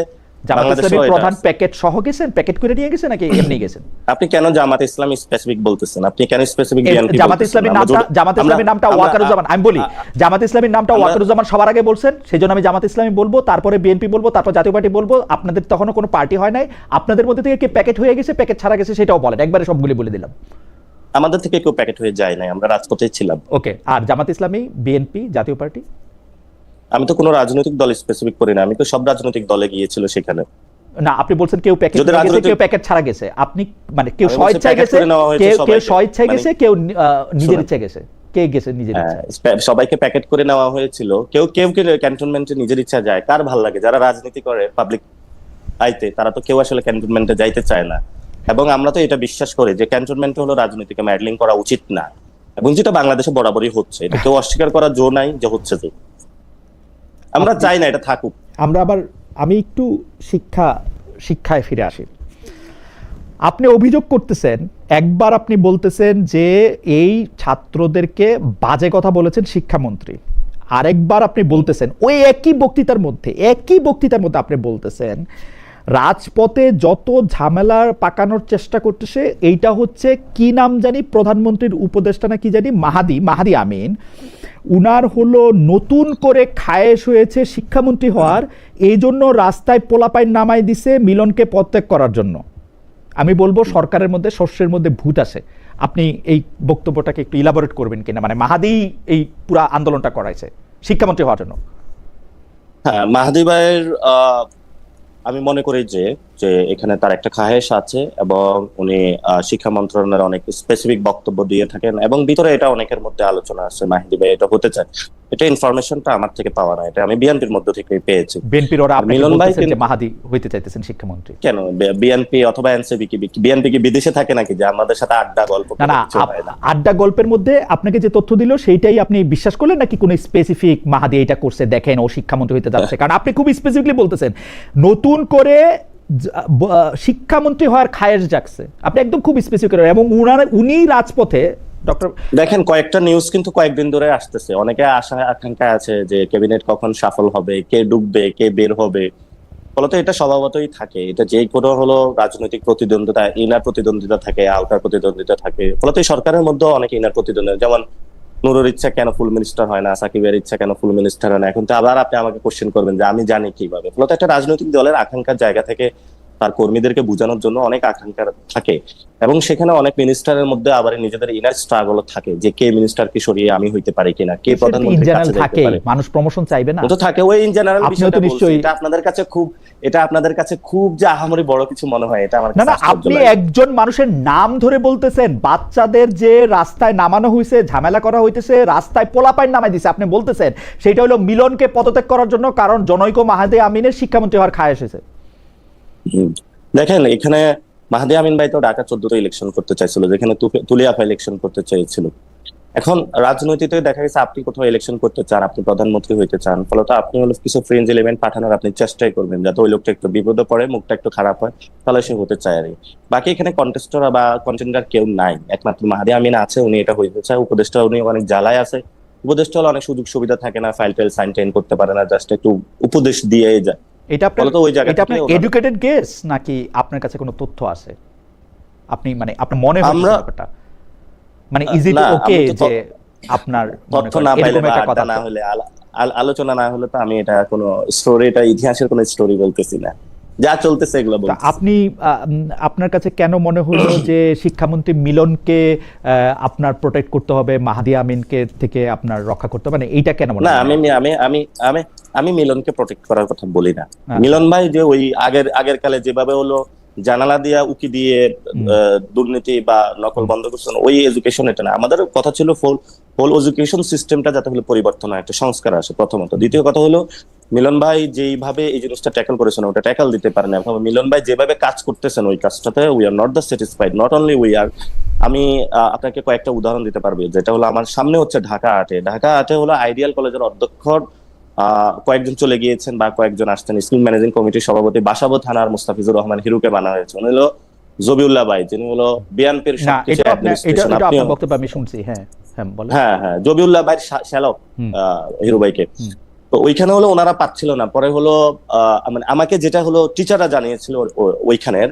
তো পরবর্তীতে ঢাকা বোর্ডের চেয়ারম্যানকে ফোন দিয়েছে, চেয়ারম্যান বলতেছে আমি কি করব। পরে মিলন ভাইকেও ফোন দিয়েছে, মিলন ভাই বলতেছে যে আমি কি করব ভাই, এখানে আব্বাস ভাই, আমার দূরে থাকা ভালো ভাই। এগুলা খুবই ওপেন সিক্রেট কথাবার্তা, এগুলো স্কুলের হলো ক্লাস 10 এর বাচ্চাদেরকে জিজ্ঞেস করলে আপনি পাইবেন ওইখানে। এবং বাচ্চারা যারা আন্দোলন করলো তাদেরকে আপনি বললেন যে পোলাপানরে ঝামেলা করতে মাহাদি আমিন নামাইছে, মানে বাচ্চাদের আন্দোলনের আসলে সেই অর্থে কোনো ইচ্ছা ছিল না, মানে যেহেতু মাহাদি আমিন নামাইছে। আন্দোলন না, একটা হলো আন্দোলন তো বিক্ষুব্ধ করা হয়েছে, মিলন সাহেব ব্রয়লার মুরগি বলে তাদেরকে বিক্ষুব্ধ করেছেন এবং তাদের ইলজিক্যাল কিছু সিদ্ধান্ত তাদের উপরে চাপিয়ে দিয়েছেন। এটা যেমন সত্য, প্রত্যেকটা আন্দোলনে কিছু হলো বিভিন্ন স্টেক হোল্ডার ঢুকে পড়ে, এক একজনের এক একটা স্বার্থ। এখন দেখেন ওই স্বার্থ থেকে ফসলটা কে তুলতে চায়, ঠিক আছে মিলন ভাই গেল, তারপরে ফসলটা কে ঘরে পাইতে চায়, সেটা তো যিনি ফসলটা ঘরে পাইতে চায়, সেটা যে ফসলটা ঘরে পাইতে চায়, এটা হচ্ছে আপনার ডিডাকশন হচ্ছে যে এটা মাহাদি আমিন পাইতে চায়, সেজন্য মাহাদি আমিন এই ঝামেলাগুলো করতেছে, এটা শস্যের ভিতরে ভূত। এইটা এবং আপনি শস্যের ভিতরে আরো ভূত দেখলেন, আপনি এরকম বললেন যে এই হাফিজকে দিয়া, আপনি এরকম বলছেন এই মেজর হাফিজকে দিয়া কি করাবে সেইটাও জনগণকে নজর রাখতে বলতেছি। এইটা একটু ব্যাখ্যা করে দিন, মানে মেজর হাফিজকে দিয়ে কি করাবে? এটা একটা ভালো জিনিস আপনি উত্থাপন করেছেন। প্রথমত হলো আমাদের এখন যিনি অস্থায়ী রাষ্ট্রপতি, উনি হলো একজন ক্যান্টনমেন্টের মানে ব্যাকগ্রাউন্ডের লোক। তো ফলত এখন যদি দেশে কোনো অস্থিতিশীল পরিস্থিতি সৃষ্টি হয় অথবা কোনো কিছু, এটা আমরা আগেও বলেছিলাম যখন ওনাকে স্পিকার বানানো হয়েছে, তখনই যদি চুপ্পুকে ধরেন হুট করে চুপ্পু চলে গেল অথবা জনতা গিয়ে বঙ্গভবন ঘেরাও বললো যে না ঠিক আছে আমরা শেখ হাসিনা চুপ্পুকে চাই না, তখন রাষ্ট্রপতি কে হইতো? মেজর হাফিজই তো হইতো, মানে বাই দ্য কনস্টিটিউশন।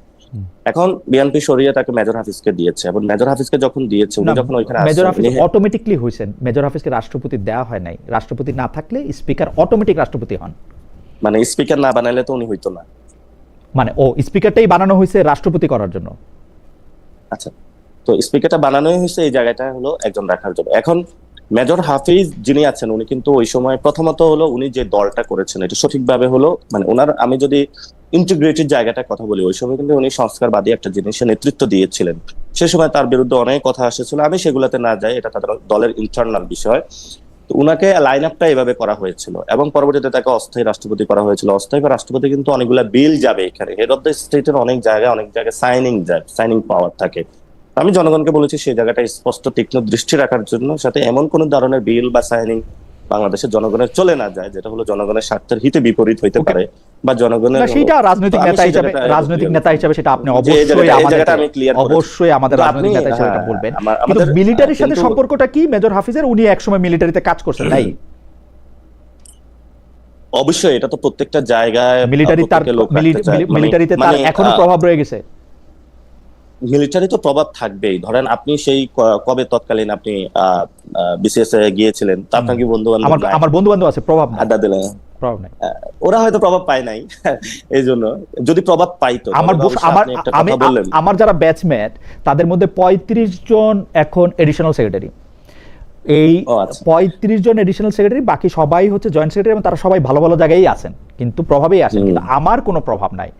এবং মেজর হাফিজের কথা যদি আমি বলি, মেজর হাফিজ রিটায়ার্ড হয়েছেন 70-এর মাঝামাঝি সময়, তার এখনো মিলিটারি। আপনার যদি কোনো প্রভাব না থাকে, if you come to the any government post, যেমন বিএনপি দিয়ে দিল যে এডিশনাল সেক্রেটারি একজনকে নিয়োগ দিল রিটায়ার, অথবা বাংলাদেশে যদি এরকম একটা সিস্টেম চালু করা হয় যে যারা হলো মানে এই বিষয়ে এক্সপার্টিস আছে তাকে গভর্নমেন্টের কোনো পোস্টে নিয়ে আসবে, যেটা বিদেশে অনেক জায়গায় আছে। অবশ্যই আমরাও সেটাতে বিশ্বাস করি, এরকম হলে খুব ভালো হতো, তাহলে অনেক দক্ষ লোককে অ্যাকোমোডেট করা যাইতো হলো গভর্নমেন্টের ক্ষেত্রে। এখন আপনি আসলেন, আপনি আসার পরে হলো আপনাকে একটা অ্যাডমিনিস্ট্রেশন, তখন আপনি চিনবেন না এখানে কে ভালো কে খারাপ, আপনার ব্যাচমেট হিসেবে কারা ভালো ছিল, কার নৈতিকতা ভালো। অবশ্যই তখন আপনি যখন এই পোস্টটাতে চলে আসবেন, আপনি দায়িত্বে চলে আসবেন, কোনো একটা সরকারি দায়িত্বে, তখন আপনার ওই জায়গায় অ্যাক্সেসের একটা সুযোগ সুবিধা থাকবে। দেখেন এখানে কিন্তু একটা জিনিস পোর্ট্রেট হয়ে যাচ্ছে যে I am the against the military. I am not the against the military because military is the only viable option to save our country now. Because আমাদের রাষ্ট্রের যতগুলা যেই ধরনের আমাদের সার্বভৌমত্ব আছে সেই জায়গাতে we salute them. Even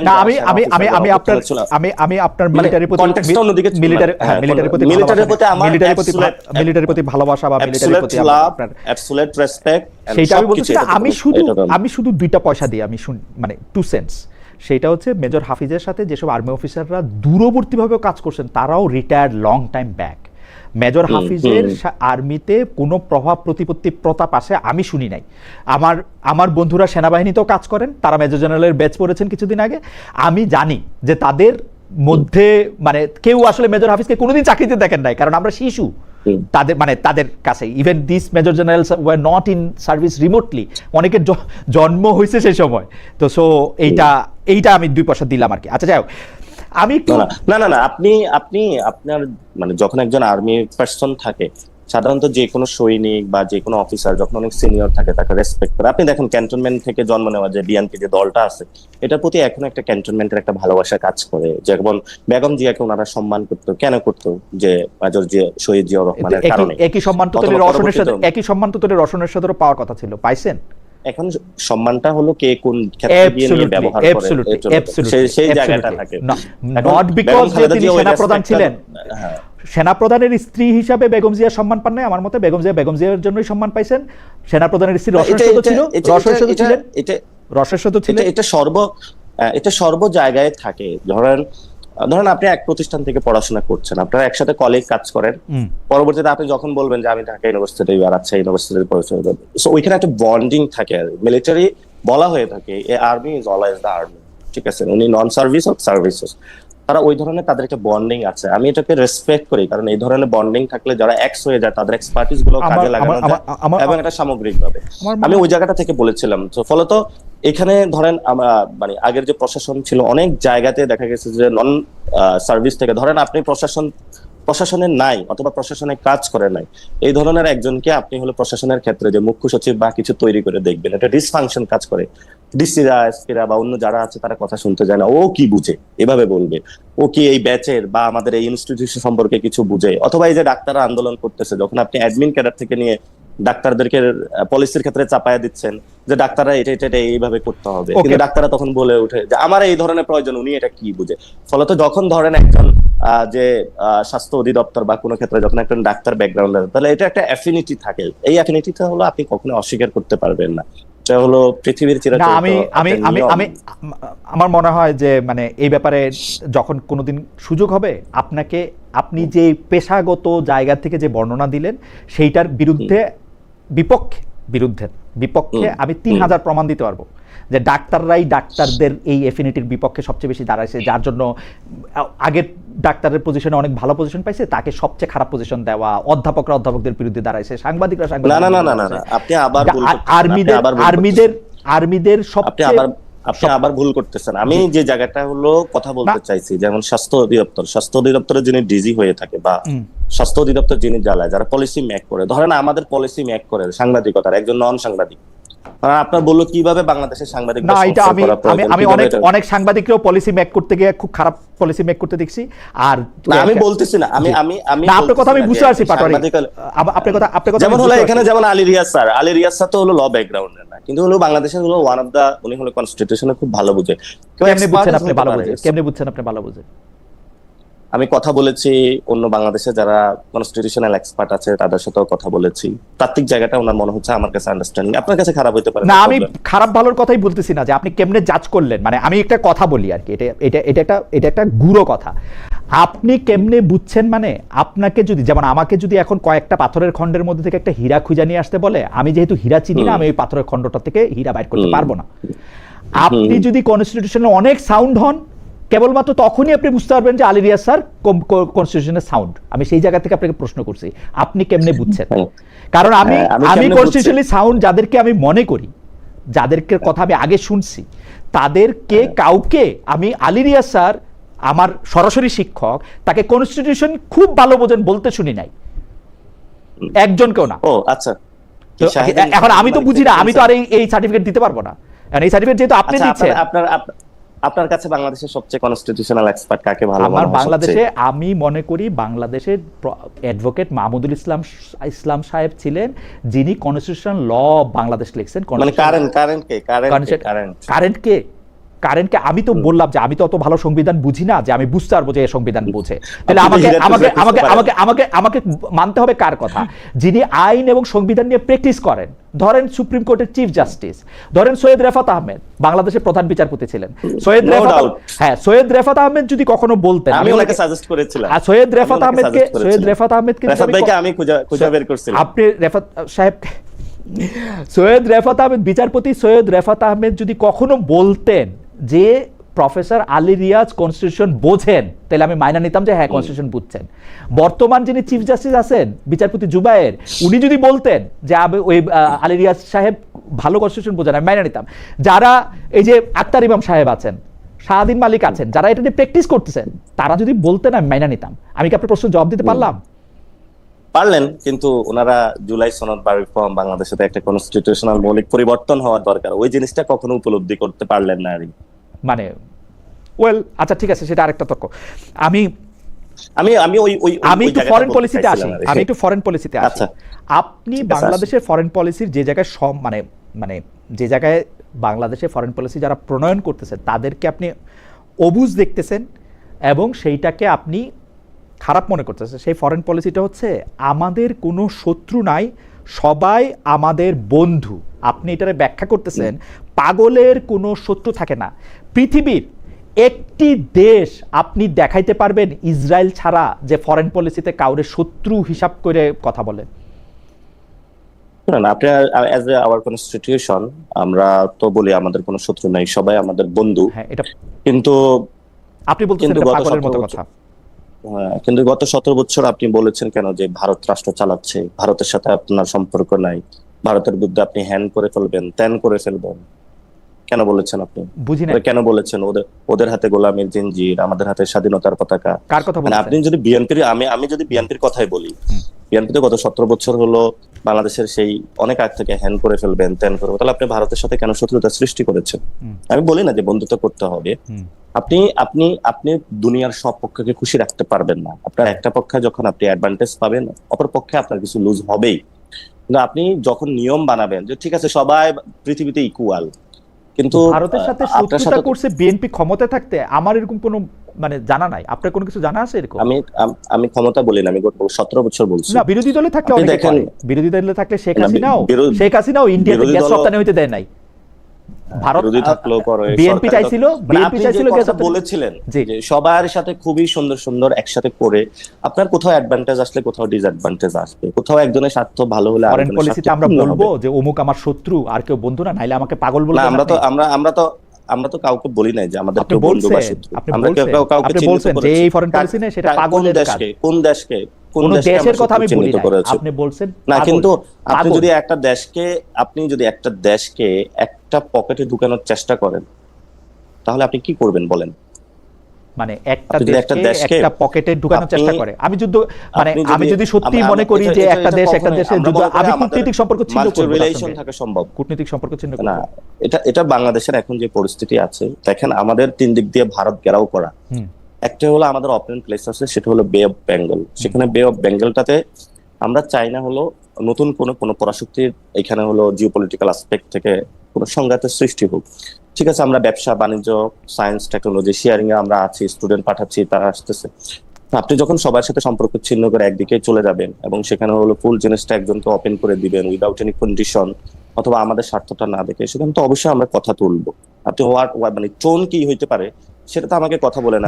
আমি শুরুতে বলেছিলাম, আপনি কিন্তু জনাব পাটোয়ারি, আপনি কিন্তু আমার প্রশ্নের উত্তরটা আপনার মতো করে দিতেছেন, কিন্তু আমি আশা করি যে আপনার মতো এরকম একজন ইন্টেলিজেন্ট এবং বাগ্মী আমাকে সরাসরি প্রশ্ন উত্তর দেন। আপনার কাছে কি মনে হয় যে আমাদের ফরেন পলিসি, ইয়েস নো তো বলা দরকার নাই, যে আপনি আবার আরেকটা কথা বললেন।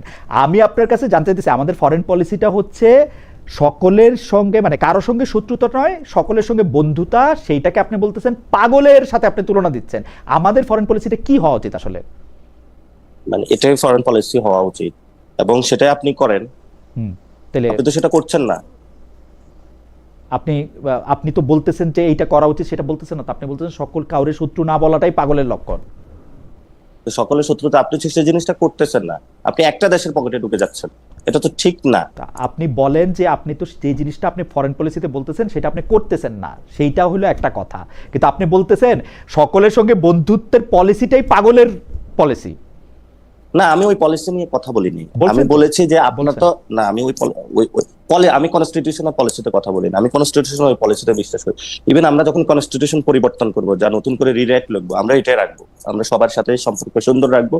কিন্তু যখন আপনি প্র্যাকটিক্যাল ওয়ার্ল্ডে কাজ করেন, তখন আপনার এখানে সব কোয়ালিগের সাথে আপনার খুব ভালো সম্পর্ক, এটা হলো অফিস ইথিক্স, যে সবার সাথে খুব ভালো সম্পর্ক রাখতে হবে, সবার সাথে ভালো বিহেভ করতে হবে। কিন্তু তার অফিস থেকে যখন আপনি নামবেন, দেখবেন কারোর সাথে আপনি বাসায় যাচ্ছেন, কারোর সাথে কফি খাচ্ছেন, আপনার একটা হৃদ্যতা সম্পর্ক পুনঃ গড়ে উঠে। তো সবকিছু তো আপনার রিটেন ভাবে হয় না। আমি আমার আনসারটা পেয়েছেন, আমি আরো আমি জানি না, মানে আমি হয়তো আপনি তো আনসার দিলেনই, বেশ কয়েকবারই দিলেন, আমি বুঝতে পারি না, এটা আমার ব্যর্থতা। আমি প্রসঙ্গ আমি কি আরেকবার চেষ্টা করবো নাকি এটা স্কিপ করবেন? না, আপনি তো একই কথা বারবার বলতেছেন, তাহলে তা আমারই বোঝার মানে সীমাবদ্ধতা। আপনি তো একই কথা বারবার বলতেছেন, আপনি তো এক কথাই বলতেছেন। আমি প্রশ্নটাকে একটু আরেকটা জায়গায় আনি আর কি। সেইটা হইলো যে ভারত প্রসঙ্গে যেহেতু আপনি কথা বলতেছেন, আপনি গিলে খাওয়ার কথা বলতেছেন, আপনি 1971 সাল থেকে 2026 সাল আজ অব্দি আপনি ভারতের সাথে করা কোন চুক্তিগুলি খারাপ এবং কোন চুক্তিগুলি বাতিল হয়েছে সেইটার কথা কি আপনি বলতে পারবেন? আমি কনটেক্সটটা বলি। আসিফ মোহাম্মদ সজীব ভুঁইয়া উপদেষ্টা থাকাকালে একবার বললেন ভারতের সাথে 10টা চুক্তি আমরা বাতিল করছি। সেইটা পররাষ্ট্র উপদেষ্টা বললেন টাটারলি ফলস, ভারতের সাথে কোনো চুক্তি বাতিল হয় নাই, কোনো সরকারি কোনো চুক্তি আসলে ভারতের সঙ্গে বাতিল করে নাই, এখন পর্যন্ত করে নাই। ডক্টর মোহাম্মদ ইউনূস ক্ষমতায় আসার পরে যে আন্তর্জাতিক সিদ্ধান্তটা সবার আগে নিয়েছেন সেটা হচ্ছে আদানির টাকা পরিশোধ করা এবং ভারতের চুক্তিগুলিকে এজ ইট ইজ নিয়ে যাওয়া। তাইলে আপনি বা আপনারা যারা ওই সরকারকে আমাদের সরকার বলতেছেন, আপনাকে আমি দেখতেছি 2 দিন আগের বক্তৃতাও ওই সরকারকে বলতেছেন আমাদের সরকার, তো সেই ব্যাপারটা আপনারা কিভাবে ব্যাখ্যা দিবেন যে আপনারা যে কোনো চুক্তির কোনো পরিবর্তন করেন না, কোনো চুক্তি সামনে আনেন না, কোনো চুক্তি বাতিল করেন না? ওই সরকারটা শুধু আপনি সবারই সরকার ছিল, সবাই ওটাতে হলো মেনে নিয়েছিল, কোনো দল নাই যে বাংলাদেশে মানে নাই, এবং সবাই ওই সময় খুব স্বতঃস্ফূর্ত ছিল। পরবর্তীতে কেউ যদি পোস্ট না পাইছে, অনেকে যারা এক্সপার্টিস আছে বলছে সরকারের উপদেষ্টা হইতে হবে, ওটি একটু রাগান্বিত হয়েছে। কেউ বলছে যে আমি হলো এই মন্ত্রণালয়ে যাব, অমুক জায়গায় সচিব হইতে চাই, এই কাজ করতে চাই। ফলে তো অনেকে বিভিন্নভাবে বিক্ষুব্ধ হয়েছেন, রাগ হয়েছিলেন, সবারই ইন্টারেস্ট ছিল। আমাদের কাছে অনেকে যোগাযোগ করছে, মনে করছে যে আমরা খুব পাওয়ারফুল, এই অর্ডার নিয়ে আসতো, ওই অর্ডার নিয়ে আসতো, সবগুলো রেখে দিতাম টেবিলের নিচে, বা এই ক্ষমতা আমাদের নাই। আমাদের সরকার বলতেছি গণঅভ্যুত্থান নামে একটা সরকার হয়েছিল, এই সরকার কিন্তু পুরো জনগণের সরকার। আমি যদি নিজেকে জনগণ চিন্তা করি, সেই জায়গাটা আমি বলেছি, এটা নট দ্যাট এনসিপি সরকার। অনেকে পরে ওন করে নাই, আমাদের দায়বদ্ধতা ছিল ওন করেছি আমরা, কারণ আমরা কমিটমেন্ট থেকে লড়তে পারি নাই, সেই জন্য বলছে আমাদের সরকার। কিন্তু এটা তৌহিদ ভাই ভালো বলতে পারবে উনি কেন বাতিল করে নাই। যেমন আমাদের মহেশখালী জোনের মানে ইউনূস সাহেব বলতে পারবেন না? ইউনূস সাহেব বলতে পারবেন না? বেশি যিনি মন্ত্রণালয়ে কাজ করে উনি বলতে পারবেন। এখন আপনি যদি বলেন যে মানে আমি পার্সোনালি মনে করি, হ্যাঁ অবশ্যই তারেক রহমান ভালো জানে, আমি সবকিছুর জন্য তারেক সাহেবকে রেসপন্সিবল মনে করি ফরেন পলিসির ক্ষেত্রে রেসপন্সিবল অবশ্যই রেসপন্সিবল মনে করি। যদি আনসার পাইতে চান তাহলে হলো মনে হচ্ছে যে ওই সময় তৌহিদ ভাই এটা ভালো বলতে পারবে। তৌহিদ সাহেবকে আমি কোট করছি, তৌহিদ সাহেব বলছেন একটি চুক্তিও বাতিল হয় নাই। আসিফ মোহাম্মদ সজীব ভুঁইয়ার মানে যে জায়গা সেটি 2025-এর 22 অক্টোবর উনি বলতেছেন যে উনি ফেসবুক স্ট্যাটাসে যে কথা বলছেন সেই কথা ঠিক না। এটা তো হচ্ছে তাদেরকে আক্স করুন। এখন ওনাদের ওইখানে কি হয়েছে, ওই ক্যাবিনেটও আমি ছিলাম না, আমি হয়তো খোঁজ নিলে জানতে পারবো। এখন যদি আমি আসিফ মাহমুদ হইতাম তাহলে উত্তর দিতে পারতাম যে তৌহিদ সাহেব এটা বলছে, অথবা আমি তৌহিদ সাহেব হলে আমি উত্তর দিতে পারতাম আসিফ সাহেব এটা বলছে। এই জন্য আমি যে দুজনের কেউ না, আমি কিভাবে এটা উত্তর দিব? দর্শকদের মধ্যে থেকে অনেকে বলতেছেন আজকে দর্শকদের মতামত কেন নিতেছেন না, তো দর্শকদের একটা পার্ট বলতেছেন যে আপনি নাসিরউদ্দিন পাটোয়ারিকে ভয় পেয়ে প্রশ্ন করতেছেন। ভাই ভয় তো আমি, আরেকজন বলতেছেন যে আমি 100% নিশ্চিত, বা অনেকেই 100% নিশ্চিত যে আমি খালেদা আজকে বিএনপি থেকে টাকা নিয়েছে। Fair enough. আমি একটু জামায়াতে ইসলামের প্রসঙ্গে একটু যেতে চাই। সেটি হচ্ছে, দাঁড়ান আমি একটু ছবি তুলে রাখছিলাম আপনার ঘটনা, মানে আপনার খালেদ ভাই আপনাকে আমার একটা কোশ্চেনের আজকে ইচ্ছা ছিল খুব। জি করেন। জি, আপনারা তো সবসময় আমাদেরকে জিজ্ঞেস করেন আমাদের ইনকাম সোর্স, আমি একটু ঠিকানা সম্পর্কে একটু জানতে চাচ্ছিলাম আজকে। কি জানতে চাচ্ছেন বলেন? ঠিকানার মালিককে বা কিভাবে, মানে অন্য জায়গা তো ধরেন আমরা সালমান এফ রহমানের আগেরটা জানতাম, অথবা নিউজ 24 এর মালিক হলো বসুন্ধরা, অথবা মেঘনা গ্রুপের 71 টিভি আছে, আগামী সময় আসতেছে। আমাকে আজকে একজন জিজ্ঞেস করতেছিল যে ঠিকানার কি অথবা কি এটা একটু আচ্ছা, জানলে তাহলে আমাদের ঠিকানা জন্য একটু ভালো আমি হতো। বলি, ঠিকানা হচ্ছে নিউ ইয়র্ক থেকে বাইর হওয়া একটা সাপ্তাহিক পত্রিকা, যেটা 35 বছর এই বছর পার করলো। তো ঠিকানাতে হ্যাঁ, এটা একটা, মালিককে এটা একটু মালিক বলা হচ্ছে যাবে এম নাকি? শাহিন। ইনি কুলাউড়া থেকে নির্বাচিত 2বার সংসদ সদস্য, একবার বিএনপি থেকে, একবার হচ্ছে স্বতন্ত্র পদ থেকে, আরেকবার উনি নির্বাচন করেছিলেন সর্বশেষ এই। কিন্তু আমরা যে ঠিকানা ডিজিটালটা করতে চাচ্ছি, যে ডিজিটাল কন্টেন্টের, সেই ডিজিটাল কন্টেন্টের সাথে ঠিকানা যে পত্রিকা, সেই ঠিকানা পত্রিকার সেই অর্থে কোনো সম্পর্ক নাই। আচ্ছা আচ্ছা, সিস্টার কনসার্ন ভালো না, আমি ওই ওই সিস্টার লোক কনসার্ন আবার বলতে পারে। আমাকে কিন্তু বলতেছে যে কিন্তু আমি এটা আপনাকে কিন্তু আমি এটা আপনাকে আরেকটা জিনিস বলি।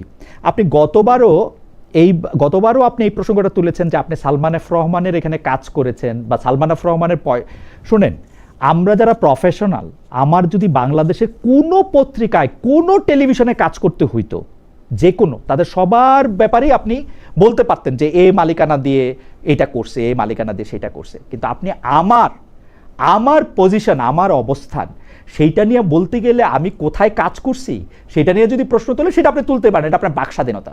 কিন্তু আমি আপনাকে বলি, আগের বারও আপনি এই কথা বলছিলেন যে আপনি তো বেক্সিমকো সালমান এফ রহমানের, শোনেন, সালমান এফ রহমানের প্রতিষ্ঠান, আমি এটা অন রেকর্ড বলতেছি, সালমান এফ রহমানের প্রতিষ্ঠান, আমি বলি, গতবার বলছেন আপনি, গতবার বলছেন, আমি বলি, কথাটা এটা বলছি, আমি বলি যে আমি সালমান যদি এফ এই কথা রহমানের, বলি, শোনেন, সালমান এফ আপনি কথা রহমানের ডিসটোর্টেড করেছেন। না, আপনি গতবার একই প্রসঙ্গে একই রকম ভাবে এই কথা বলেছেন। যে আমি আপনাকে একটা প্রশ্ন করতে চাই, আপনি হচ্ছে সালমান এফ রহমান, আমি আমার কথাটা শেষ করতে দেন, আমার কথাটা বলতে দেন।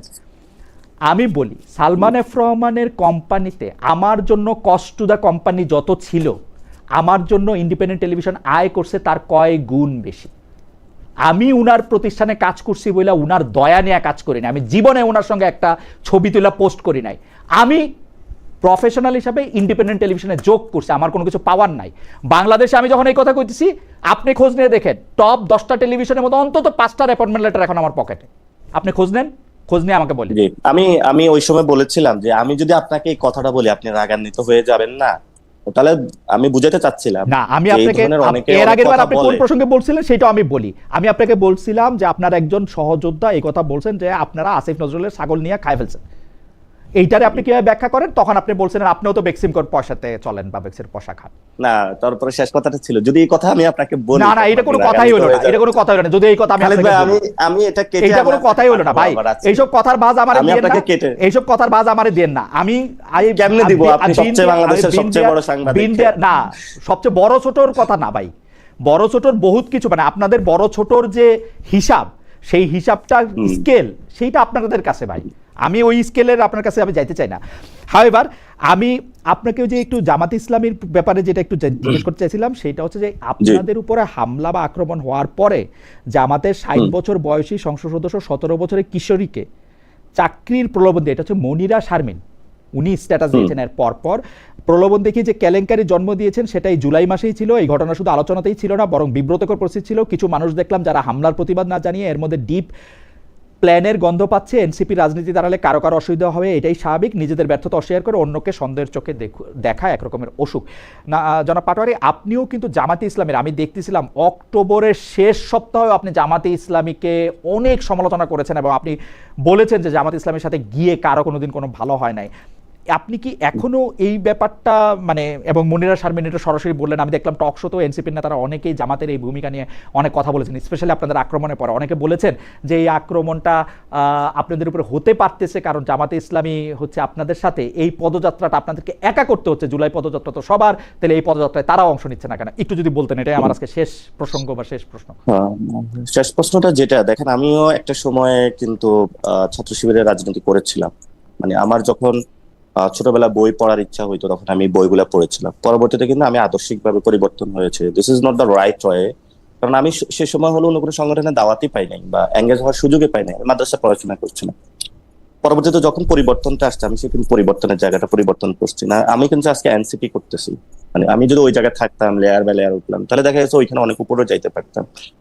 সেটা আল্লাহ জানে যে যাইতে পারতাম নাকি যেতাম, কিন্তু আমি আদর্শিকভাবে যেটা বাংলাদেশে বিশ্বাস করি সে জায়গাটা আপনারা এবং বাংলাদেশের মানুষ অনেকেই জানে। আমি ক্যাম্পাস জীবনে রাজনীতি করে এসেছি। আমার লাইন খুবই স্পষ্ট ছিল, আমি কোন রাজনীতি বেসিসে করতে চাই ওটা করতে চাই। ফলত আমি সেই জায়গাটা এখন হলো করতেছি। এবং আমি জামায়াত সম্পর্কে যেটা বক্তব্য দিয়েছিলাম, একটা দেখেন আদর্শিক জায়গা হলো প্র্যাকটিক্যাল পলিটিক্স। প্র্যাকটিক্যাল পলিটিক্সে দেখেন জাতীয়তাবাদী যে পলিটিক্সটা, জাতীয়তা পলিটিক্সের জায়গাটাই কিন্তু বিএনপি বলে যে এটা একটা আদর্শিক জায়গাতে আছে, কিন্তু প্র্যাকটিক্যালি তারা এটা করে না। কারণ বাংলাদেশি যে পলিটিক্সটা সেটার মধ্যে তারা কখনো মাদ্রাসা সেক্টরকে একীভূত করতে পারে নাই, হিন্দু ভাইদেরকে একীভূত করতে পারে নাই, নারী শ্রমিকদেরকে একীভূত করতে পারে নাই, যেটা আইডিয়াটা আকারে খুবই সুন্দর ছিল। তো আপনি যদি একটা আইডিয়াকে আপনি চ্যালেঞ্জ করেন বা আইডিয়ার জায়গা হলে আপনি ক্রিটিক করেন, একটা হলো প্র্যাকটিক্যাল ফিল্ডে আপনার যে অবস্থা, এই অবস্থাটা আমরা পড়তে চাই না। আসলে এই অবস্থাটা চলে এসেছে, আমরা বাধ্য হয়ে এই অবস্থার মধ্যে পড়ে গিয়েছিলাম। আমরা বলেছিলাম বিএনপির সাথে যাওয়ার জন্য, কিন্তু বিএনপি তো সংস্কারে রাজি ছিল না। ফলত আমাদের সামনে কন্ডিশন ছিল যে সংস্কারে রাজি হবে আমরা তাদের সাথে যাব এবং এই নির্বাচনে হলে আমরা অংশগ্রহণ করবো। সেই জায়গা থেকে এখন এসেছি। আপনি যে প্রশ্নটা উত্থাপন করেছিলেন যে জামায়াত ইসলামের একজন সংসদ সদস্যের যে মোরাল টার্পিচিউডের যে জায়গাটা, মোরাল টার্পিচিউডের জায়গাটা, এটা জামায়াত ইসলামী ভালো উত্তর দিতে পারবে। আমাদের কেউ যদি মোরাল টার্পিচিউডের জায়গাটা, আমি উত্তর দিতে পারতাম। এবং আমি মনে করি যে মোরাল টার্পিচিউডের জায়গাটা যদি কেউ এই ধরনের ইসলামের কথা বলে এবং একটা সুন্দর শৃঙ্খল রাজনীতির কথা বলে, তাদের যদি হয়, সেখানে অবশ্যই তাকে হলো স্যাক করা উচিত এবং তার রাজনীতির জায়গা থেকে তাকে সরিয়ে যারা ভালো মানুষ তাদেরকে নিয়ে আসা উচিত। এটা হলো ওই ওই ক্ষেত্রে, ওই ঘটনার প্রেক্ষিতে হলো আমার বক্তব্য। ওকে, আমরা দর্শকদের কাছে প্রশ্ন করেছিলাম এমপিওভুক্ত শিক্ষকদের স্থানীয় সরকার নির্বাচনে অংশ নেওয়ার সুযোগ বহাল রাখার দাবি তুলেছে জামায়াতে ইসলামী। প্রিয় দর্শক, এই অবস্থা সঠিক বলে মনে করেন কিনা? শতকরা 40% দর্শক মনে করেন যে এটি সঠিক, শতকরা 60% মনে করছেন যে না, এটি সঠিক নয়। 11,000 ভোট দিয়েছেন। আমি দর্শকদের একটা প্রশ্ন আপনার জন্য নিব। দর্শকরা একটা প্রশ্ন আপনাকে অনেকবার করেছেন, সেই প্রশ্নটা যদি একটু জি জি, অবশ্যই। দর্শকদের প্রশ্নটা হচ্ছে যে আমেরিকান ডিল নিয়ে জনাব পাটোয়ারি সাহেবের অবস্থান, ওনার দলের অবস্থান, ওনার জোট প্রদানের অবস্থান স্পষ্ট করতে বলবেন প্লিজ। আমিও এই ডিলটার কথা বলতেছিলাম যে 9 তারিখে ডিলটা সাইন করা হয়েছে, 12 তারিখে ইলেকশন হওয়ার মাত্র 3 দিন আগে। জি, দেখেন ওই ডিলটার মূল এজেন্সটা ছিল যেহেতু আমরা হলো ওইখানে এক্সপোর্ট করে থাকি এবং যখন এক্সপোর্ট করে থাকি আমাদের লেটস সে 100 টাকার গুডস, তো ট্রাম্প সরকার বললো যে তুমি যেহেতু আমার কাছে বিক্রি করে থাকো যে র ম্যাটেরিয়াল, সেটা যেহেতু চায়না অথবা অন্যান্য দেশ থেকে কালেক্ট করে থাকো, তুমি আমার থেকে এটা কালেক্ট করো। সেই জায়গাতে ঠিক আছে, তাহলে ওই জায়গাতে একটা ডিল হয়েছে এবং পরবর্তীতে এটা কিন্তু আমাদের ফুল নলেজে কোনো কিছু আমাদের কাছে আসে নাই। ইদানিং আমাদের সাথে বিভিন্ন তাদের সাথে মিটিং হচ্ছে, কথা হচ্ছে, আমরাও তাদেরকে জানিয়েছিলাম যে আমরা এটা কনসিডারেশনে আছি, ভবিষ্যতে আমরাও দেখবো যদি সেখানে সংস্কার অথবা অনেক কোনো বিষয় থাকে, যদি বাংলাদেশের স্বার্থ সংশ্লিষ্ট থাকে, তখন আমরা যে কোনো চুক্তিতে যাইতে পারি।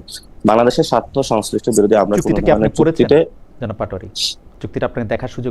আমি আমাকে যদি অনেস্টলি আমি ফুলটা পড়ার সুযোগ পাই নাই, তবে আমার কাছে পেপারটা এসেছে, আমি কিছুটা অংশ পড়েছিলাম। সেই জায়গাটা থেকে আমার মনে হয়েছে still we have to consider on that matter. Positively আরো আমাদের অ্যাফার্মেটিভলি অর নেগেটিভলি? এটা কিছু জিনিস ভালো আছে, যদি এটাতে একটা রিরাইটিং এর সুযোগ থাকে বা সেই জায়গায় আমরা আসতে পারি, তাহলে বাংলাদেশও লাভবান হবে, তারাও লাভবান হবে। কয়েকটা ক্লজ আছে যে এত পর্যন্ত এই ধরনের এই যে কন্ডিশনগুলো প্রবলেমেটিক, ওই উইদাউট কন্ডিশনগুলি প্রবলেমেটিক, এটাকে আপনারা দলের মধ্যে আলোচনা করেছেন বা এটার মধ্যে আপনারা পজিশন নিচ্ছেন কিনা? আমরা আমরা আমরা আলোচনা করেছি, আমরা দলীয়ভাবে এখানে এখনো ক্লিয়ারের আমাদের সময় আসে নাই, কারণ স্টিল আলোচনা হলো অনগোয়িং সব দলের সাথে। আপনি দেখেছেন চুক্তিটা ওয়েবসাইটে দেখা যাচ্ছে ফেব্রুয়ারি মাসের শেষ থেকে, মানে আপনারা সময় পাচ্ছেন না চুক্তিটা দেখা। ওই সময় ফেব্রুয়ারি মাসের চুক্তিটা হয়েছিল, ওই সময় শেষ থেকে अवेलेबल চুক্তিটা আর কি ওয়েবসাইটে বা না, ফেব্রুয়ারি মাস থেকে যখন अवेलेबल, ওই সময় যখন চুক্তিটা করা হয়েছিল আমাদেরকে ওই চুক্তি সম্পর্কে জানানো হয় না, अवेलेबल ক্লিয়ার করা হয়েছে। মানে আপনারা নিজেরাও একটু দেখতে পারতেন তো ইচ্ছা করলে। হ্যাঁ, আমরা হ্যাঁ, আপনারা যখন বলেছেন আমাদেরকে দেখার জন্য, ওই সময় আলোচনাটা বেশি ছিল যে পোর্টে ডিপি ওয়ার্ল্ড বা অন্যান্য যে কাজ আছে সেখানে দেখা গেছে অনেক কিছু প্রবলেমেটিক কাজ হচ্ছে। তো এখানে আমরা ডিরেক্টলি যখন এটা কনসিডার নেন, সেই পক্ষটা আমাদের সাথে আলোচনার সুযোগ আসে নাই, সরকার ডিরেক্টলি করেছে। পরে ছাত্ররা যখন মাঠ থেকে একটু দুর্বল হয়ে গিয়েছে, পরে সরকারের যারা ছিলেন তারাও নিজেরা আমাদেরকে জানানোর মনে করেন নাই। আমরা পরবর্তীতে এগুলো নিয়ে কথা বলেছি, সেই চুক্তিটা এটা কি, আপনারা কতটুকু যাচ্ছেন, সেটা কিন্তু ফুল ফাইনালাইজেশন অথবা এখন যে বিরোধিতা জায়গা আসছে তারাও বাংলাদেশে আসা শুরু করেছে, কনসিডারেশনের সুযোগ আছে। এবং আমরা যে ওইভাবে আছে ওইটা তো আমরা বলছি কন্ডিশনগুলো প্রবলেমেটিক, এবং আমরা দলীয়ভাবে সেই বিষয়গুলো স্পষ্ট করেছি, ভবিষ্যতে আরো করব। আমরা বাংলাদেশের স্বার্থের বিরোধী, অনেকে বলা হয়ে থাকে যে দেশ বিক্রি করে দিচ্ছে আমেরিকার কাছে। কেন ভাই, আমি চায়নার কাছেও বিক্রি করতে চাই না, ইন্ডিয়ার কাছেও বিক্রি করতে চাই না, কোনো দেশের কাছেও বিক্রি করতে চাই না। এনসিপি অ্যাট লিস্ট এই জায়গাটা আমেরিকার কাছে, আমরা আমেরিকার কাছে বিক্রি হয়েছে কিনা সেটা একটু দেখতে কি ইচ্ছা করে। আমেরিকার আমি তো বললাম আমি পড়েছি, সেখানে কন্ডিশন গুলো আমাদের পছন্দ হয় নাই। সেখানে যদি করেছে সেখানে তারেক রহমান জানে ভালো, কারণ ওনার ক্যাবিনেটে পররাষ্ট্র চুক্তিটা মিনিস্টার যিনি চুক্তিটা আছেন। ডক্টর মোহাম্মদ ইউনূস সরকার করেছে। সেখানে ফরেন মিনিস্টার তো এখন হয়েছে। মানে আপনাদের সরকার, আপনাদের সরকার করেছে, সেজন্য আমি সেখানে আমি তো বলেছিলাম, সেখানে ওয়াহিদ ভাই ছিল, আরো অনেকেই ছিল। ওই অফিসগুলো তো বিএনপির বেশি অ্যাক্সেস ছিল। তারপরে আপনার আসাদ ভাইয়ের অফিসে বিএনপির বেশি অ্যাক্সেস ছিল না, আপনার আসিফ নজরুল স্যারের বেশি দেখা গেছে, আমি কিন্তু ফখরুল ভাইয়ের বেশি আমি কিন্তু অ্যাক্সেস আমি ছিল। আমি কিন্তু আপনার সাথে খানিকটা একমত। এটা আমাকে হ্যাঁ। প্রথম বলল কে ভুলে গেলাম, কিন্তু এটা বলছে যে এই বিএনপি সরকার একদমই ডক্টর মোহাম্মদ ইউনূস সরকারের এক্সটেনশন। ডক্টর মোহাম্মদ ইউনূস সরকার যা যা কিছু করছে এই বিএনপি সরকার সেইগুলিরই এক্সটেন্ডেড ভার্সন করতেছে। এবং এনসিপি জামায়াতও, উনি বলছেন এনসিপি জামায়াতও এই যে পুরা প্লটটা, এই প্লটটার একটা পার্ট। এটা এই আপনাদের কেউই বলছেন যে, মানে আমি মনেও করতে পারবো আসলে একটু পরে আমাদের অনুষ্ঠানেই বলছে, যখন আমরা বলছে যে রাজনৈতিক দল হিসেবে বিভিন্ন ইন্টারাকশনে যাই, কথা বলি, আমাদের কারণে দেখা গেছে এই যে এখন আপনার একজন প্রতিমন্ত্রী নুরুল হক নূর বক্তব্য দিয়েছেন, এনসিপি হলো বাংলাদেশের রাজনীতিতে বিস্ফোরা, হয়তো এই জন্যই বলা হয়ে থাকে। আমরা অনেক বিষয় নিয়ে কনসার্ন তুলেছি বাংলাদেশের পক্ষের মানুষের। এটা আমরা যতদিন, এখন তো আমি এটা বলে প্রমাণ করতে পারবো না, যতটুকু অ্যাকশনেবল কাজে আমরা প্রমাণ করতে পারবো তখন দেশবাসীর সামনে আরো স্পষ্ট হবে। আমরা বিস্ফোরা না, আমরা তাদের জন্য বিস্ফোরা, কিন্তু বাংলাদেশের মানুষের জন্য ভালো। ওই বিস্ফোরাগুলোকে আমরা একটু সাইজ করি। আমার আর কোনো প্রশ্ন নাই, আমি একটু শেষ করি। আচ্ছা, এতক্ষণ যা আপনাকে জাস্ট আমাকে যদি 30 সেকেন্ড সময় দেওয়া যাবে। জি জি, অবশ্যই অবশ্যই, মানে আমি কথাটা বলে নিব। সেটা হলো, মানে খালিদ ভাই আপনি, হ্যাঁ, আমার পুরো যতটুকু আপনি আমার বক্তব্যগুলো অ্যানালাইসিস করেছেন, আমি শুরুতে বলেছিলাম টোনের প্রবলেম আছে, সেটা আমার কারেকশন করতে হবে। আপনার কি মনে হয়েছে আমি সারাদিন গালাগালি করি? আমার তো অনেকগুলো বক্তব্য আপনি অ্যানালাইসিস করেছেন। জনাব পাটোয়ারি, আমি অনেস্টলি বলি, দেখেন কোনটা গালাগালি না, এটা নির্ধারণ করে আসলে ক্ষমতা। আজকের যে বিএনপি আপনাকে গালাগালির কথা বলে বা আপনার দলের উপর আক্রমণ শানাচ্ছে, গত 17 বছর উনারা রাষ্ট্রীয় প্রধান থেকে শুরু করে সরকার প্রধান, তারপর হচ্ছে সংসদে এমন কোনো জায়গা নাই যে বিএনপিকে 2টা কুৎসিত গালি না দেওয়া হইতো। বিএনপিকে 2টা কুৎসিত গালি না দিয়ে মনে হয় জল স্পর্শ করার নিয়ম ছিল না বাংলাদেশে। সেই সময় কিন্তু বিএনপি ওগুলিকে গালি হিসাবে দেখে নাই, তখন ওদের গায়ে অত ফোসকা পড়ে নাই, তখন ওদের অত খারাপ লাগে নাই, কিছু লাগে নাই। কিন্তু তখন লাগে নাইটা কেন? ওরা হজম করে গেছে, বিকজ ক্ষমতার মাপকাঠিতে সেই ওনার মনে হয়েছে যে এটা রাইট টাইম না, বা এটা। আজকে আপনারটার ব্যাপারে এত প্রতিক্রিয়া কেন হইতেছে? এত প্রতিক্রিয়া হইতেছে কারণ ক্ষমতার মাপকাঠিতে উনারা মনে করতেছেন এই গালির আমার জবাব, মানে গালি আমি কোট আনকোটের মধ্যে দিলাম, যেমন আমার কাছে কোনো কিছুই গালি না ভাই, আমাকে যাই বলতে পারেন, আমাকে বলেন তো আপনাদের লোকেরাই যে আমাকে কত কিছু বলতেছে, আপনার সমর্থকরাই আমাকে অনেক কিছু বলতেছে, আমি এগুলি আই ক্যান টেক ইট। আমি আবার পাবলিক ফিগারও না, মানে আমার কোনো তো সেই অর্থে গুরুত্বও নাই। তো আপনারা পাবলিক ফিগার, পলিটিক্যাল লিডার, গালি কোনটা না সেটা আসলে ক্ষমতার মাপকাঠিতে বিবেচনা করা হয়, বুঝছেন? আপনারা এখন তো আমি খুব বিপদে আছি ভাই, আপনারা এমন একটা পর্যায়ে চলে এসেছি। আমি আসলে এই কথাটা একটু বলতে চাইতেছিলাম যে জনাব নাসিরউদ্দিন পাটোয়ারি, আমি কিন্তু এটা রেটরিক হিসেবে বলি নাই। আপনি যদি আমার এর আগের আরো 2টা শো, আপনি অনেক ব্যস্ত, তারপরেও যদি দেখেন সেইখানের মধ্যেও কিন্তু আমি 100 বার 300 বার 400 বার বলছি যে না, বলার স্বাধীনতা প্রোটেক্ট করতে হবে। বলা দিয়া কোনোদিন বলা, এটা কোনো কিছুতে জাস্টিফাইড না, কোনো কিছুতে জাস্টিফাইড না। আপনি বলবেন যে না, আমরা আসলে ওর বলাটার নিয়ে আমাদের কোনো কিছু নাই, এটা স্থানীয়রা করছে। আমি জিজ্ঞেস করছিলাম তাদের কেন্দ্রীয় নেতাকে এটা কেন্দ্রীয়ভাবে করা হয়েছে কিনা, তো উনি বলছে না, কেন্দ্রীয়ভাবে করা হয় নাই। এটা তো সত্য না। এটা অ্যানি ভাই বক্তব্য দিয়েছিলেন, পানি সম্পদ মন্ত্রী বক্তব্য দিয়েছেন। আমি ওনাদের হাফ ডজন হলো মন্ত্রীর বক্তব্য দেখাইতে পারবো, যারা আমাকে কিলিং করে আমার উপরে অ্যাটাক করাটা তারা জায়েজ উৎপাদন করেছেন পুরো বাংলাদেশে। আমি যে প্রাইম মিনিস্টার অফিস থেকে করা হচ্ছে না, আমি যেই প্রসঙ্গটা আসলে বলতেছিলাম সেই প্রসঙ্গটা হলো কি, এটা আপনার কাছে প্রশ্ন না, এটা আপনার সঙ্গে একটা আলাপ, যে সত্যি সত্যি একটা ছেলের, মানে অনেক তো গেল বাংলাদেশে, কত মানুষ, কত পরিবার আর কত কিছু করবে, একটা ছেলের এটা চোখ উঠায় ফেলা হয়েছে, তার এটা রক্তাক্ত হয়েছে, তার পরপরই আপনি বলছেন যে আপনি আর কথা বলবেন না, কিন্তু আপনি কথা না বললে কি আপনার কাছে কি মনে হয়, হাইন্ডসাইট, আপনি কথা না বললেও কি আক্রমণটা হইতো আসলে? না, আজকে তো বিভিন্ন ক্যাম্পাসে হামলা হচ্ছে, মানে ছাত্রদল ছাত্র শিবির মারামারি করতেছে, জগন্নাথের একজন নির্বাচিত একজন আপনার প্রতিনিধিকে কথা মারা বলার সাথে হলো। আপনার কথা বলার সাথে তো এটার কোনো সম্পর্ক নাই তাহলে এই মারামারিটার। মানে ওরাই তো এটাই তো বলতেছি যে আমার কথা বলার কারণে যদি অ্যাটাক করা বাংলাদেশে যায় যায়। এখন আমি তো আজকে কথা বলি না, তাহলে আজকে কেন মারামারিটা হচ্ছে? না না এর আগে যে না, মানে মানে এর আগে আপনার বাংলাদেশে যে আপনার কথা বলার সাথে আমিও কিন্তু মনে করি যে যেই রাজনীতি মাঠে বাড়তে থাকবে ক্ষমতাসীনরা তার ক্ষমতা দেখাবে। কারণ আমি বিস্তারিত ব্যাখ্যা করলাম যে অনেক গালি খাইছে, কিছু তারা তো রিয়েক্ট করে নাই, এখন রিয়েক্ট কেন করে। কিন্তু আপনি তাহলে কেন বললেন যে আপনি চুপ করে যাবেন? আমি বলছি আমি চুপ করে দেবো? ভাই আমার তো বাঁচা থাকতে হবে। আমি কি এই মারা যেতে চাই নাকি যে কিন্তু বিএনপির একজনের কিন্তু হাতে আপনি কিন্তু মানে আপনি আমাকে আসে রড দিয়ে পিটায় মারা কিন্তু ফেলবে? আপনি তো এর আগেও বহুবার বলছেন যে আমাকে মারলে মাইরা ফেলো, আমি এগুলি বলবোই। আজকে কি এমন হইলো যে আপনি বললেন যে আমি চুপ করে যাব? এটা ডিরেক্ট প্রধানমন্ত্রীর অফিস থেকে করতেছে। প্রধানমন্ত্রীর অফিস থেকে কি বলা হয়েছে এটা? আপনাকে কথা না বলতে? প্রধানমন্ত্রীর অফিস থেকে এই ধরনের হলো ম্যানুফ্যাকচারিং কনসেপ্ট করতেছে। আপনার ডিরেক্ট তাকে হলো প্রধানমন্ত্রী একটা লোকরা এসে নিয়োগ দিল যে নিজের প্রাইম মিনিস্টার অফিসে, সেখানে ওই ব্যক্তি তো প্রতিদিনে এটা বলে যাচ্ছে। এবং এটা তো ওই অফিসে বাংলাদেশের যে স্ট্রাকচারাল কাঠামো, প্রাইম মিনিস্টার অফিসে সবচেয়ে বেশি ক্ষমতা, ওই অফিসে কিভাবে কোন ফাংশন গুলো এগুলো তো আমরা জানি।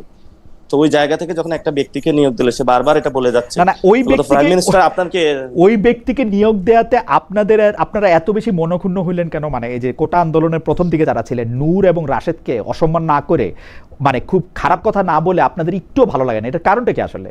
মানে আপনার বক্তৃতা আপনি কিভাবে রাশেদের নাম নেন জানেন?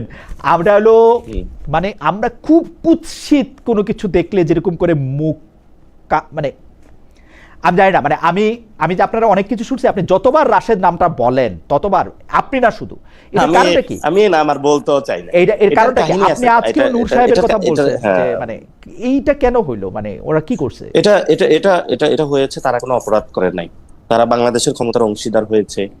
এবং এখানে কথা ছিল, ধরেন আমরা যখন আগে আলোচনা করতাম যে আমরা একসাথে সংস্কার বাস্তবায়ন করব বাংলাদেশে, সাকিব ভাই তো সাংবিধানিক লড়াই দীর্ঘদিন ধরে, সালাম ভাই হলো হসপিটালে মারা গেল এই সাংবিধানিক লড়াই করতে করতে, এখন ওই সালাম ভাই রক্তের উপরে দাঁড়িয়ে আজকে সাকিব ভাই প্রতিমন্ত্রী হয়েছেন। এবং আমি তো ছাত্র ফেডারেশন করছিলাম, সেখানে আমি সাংবিধানিক যে লেখাগুলা বইগুলা সবগুলাই পড়েছিলাম। আজকে কি হুট করে হইলে উনি হলো সংশোধন কমিটিতে ঢুকা যায়, সংস্কার হয় না। আপনি গত 17 বছর টকশো গুলা দেখবেন, মানুষের কথাগুলা দেখবেন, ওইখানে তো বিএনপির, আমি আর কারো নামে নিতে চাই না, কালকে তো আবার আমার মেরে ফেলবে, যে ওরা কি ধরনের বক্তব্য দিয়েছে বা আর এরা কিভাবে বক্তব্য দিয়েছে, এটা তো জনগণের পক্ষে ছিল। এখন এটাতে স্পষ্টত বোঝা যায় যে ঠিক আছে, আপনি কালকে একটা ভালো পোস্ট পাইলেন, ওই পোস্টে গিয়ে আপনি তার পরবর্তীতে সবকিছু লড়াই সংগ্রাম ইতিহাস বাংলাদেশের মানুষের অস্তিত্বের জায়গাটা ভুলে গেলেন। ফলত ওই জায়গাটা আপনি যদি ইলেকশনে যাওয়ার জন্য আমি একটু দর্শকদের বলি, আপনি যদি ইলেকশনে যাওয়ার জন্য 25 অক্টোবরের শেষ পর্যন্ত জামায়াতকে গালাগালি করতে থাকেন, এমনকি আপনার একটা স্ট্যাটাস আমার এখনো মনে আছে, আজকে এটা দেখি নাই, সেই জন্য correct me if I am রং, আপনি কিন্তু এই আহ্বান আপনার বন্ধুদের, সহকর্মী, সহযোদ্ধাদের জন্য বলছিলেন, কয়টা সিটের জন্য নিজেদের বেচা দিও না বা এরকম কোনো কিছু একটা, তখন কথা হইতেছিল এনসিপি জামাতের সঙ্গে যাবে না বিএনপির সাথে যাবে, আপনি কিন্তু স্ট্যাটাস দিয়েছেন। এবং দ্যাট ইজ আপনি দিচ্ছেন কিনা আমি আজকে দেখি নাই, কারণ হচ্ছে যে আপনার এত ওই আজকে খুঁজে দেখতে হয় না, আজকে অনেক কিছু দেখছি, এটা দেখি নাই, এটা স্মৃতি থেকে বললাম, correct me if I am রং। আপনি যদি আমি না, এটা হলো নাহিদ ইসলাম স্ট্যাটাসটা দিয়েছিলাম, স্ট্যাটাসটা আমি বলেছিলাম, আপনি বলেছিলেন আমি তো আমি মরিয়া প্রমাণ করিলাম, আমি যদি আজকে এমপি হইতাম তাহলে আপনি বলতে পারতেন, তাহলে সেখানে গিয়ে এখানে তো 80 জনের প্লাস 80 জন এমপি আছে, তাহলে আপনি বলতে পারতেন যে ঠিক আছে ওইটাই আমার স্ট্রাগলটা ছিল, এটাই দেখেন আমি বলেছিলাম, এটা একটু আগে আপনাকে বলেছিলাম সংস্কারের জন্য আমাদের সেই এনসিপির যদি একটা সক্ষমতা একার জায়গা থাকতো, এটা আমি ইলেকশনটা আমরা একাই করতে পারতাম। আপনি হিস্ট্রিটা গেটে দেখবেন, পুরো বাংলাদেশে আমি কিন্তু প্রার্থী আহ্বান করেছিলাম, আমি ওইটার নেতৃত্ব দিয়েছিলাম, মানুষের কাছে গিয়েছিলাম, কথা বলেছিলাম। ওই মানুষগুলো তো এখন এসে আমাকে ধরে, তাহলে আমি কেন ওই কাজটা করতে যাব? আমি যদি জানতাম আমি জামায়াতের সাথে হলো চলে যাব বা ওই জোটে থেকে, আমি সর্বোচ্চ চেষ্টাটা করেছি এবং আমার যতটুকু সক্ষমতা ছিল, যখন সরকার ছিল ইউ গট বেটার অফার দেন। না, আমার তো অফার বেটার হলো, যদি আমি এমপি হইতাম তাহলে আপনি বলতে পারতেন আজকে যে আমার কাছে অফারটা বেটার ছিল। না, কিন্তু আমি ইলেকশনের সময় ঢাকা ছিলাম, আমি মানে ভোট কেন্দ্রে গিয়ে আমি কি শুনছি আমি আপনাকে বলি, ভোট কেন্দ্রে গিয়ে কিন্তু শুনছি যে নাহিদ ফেল করছে, নাসির পাস করছে। আমি কথাটা শেষ করতে কথাটা শেষ করি।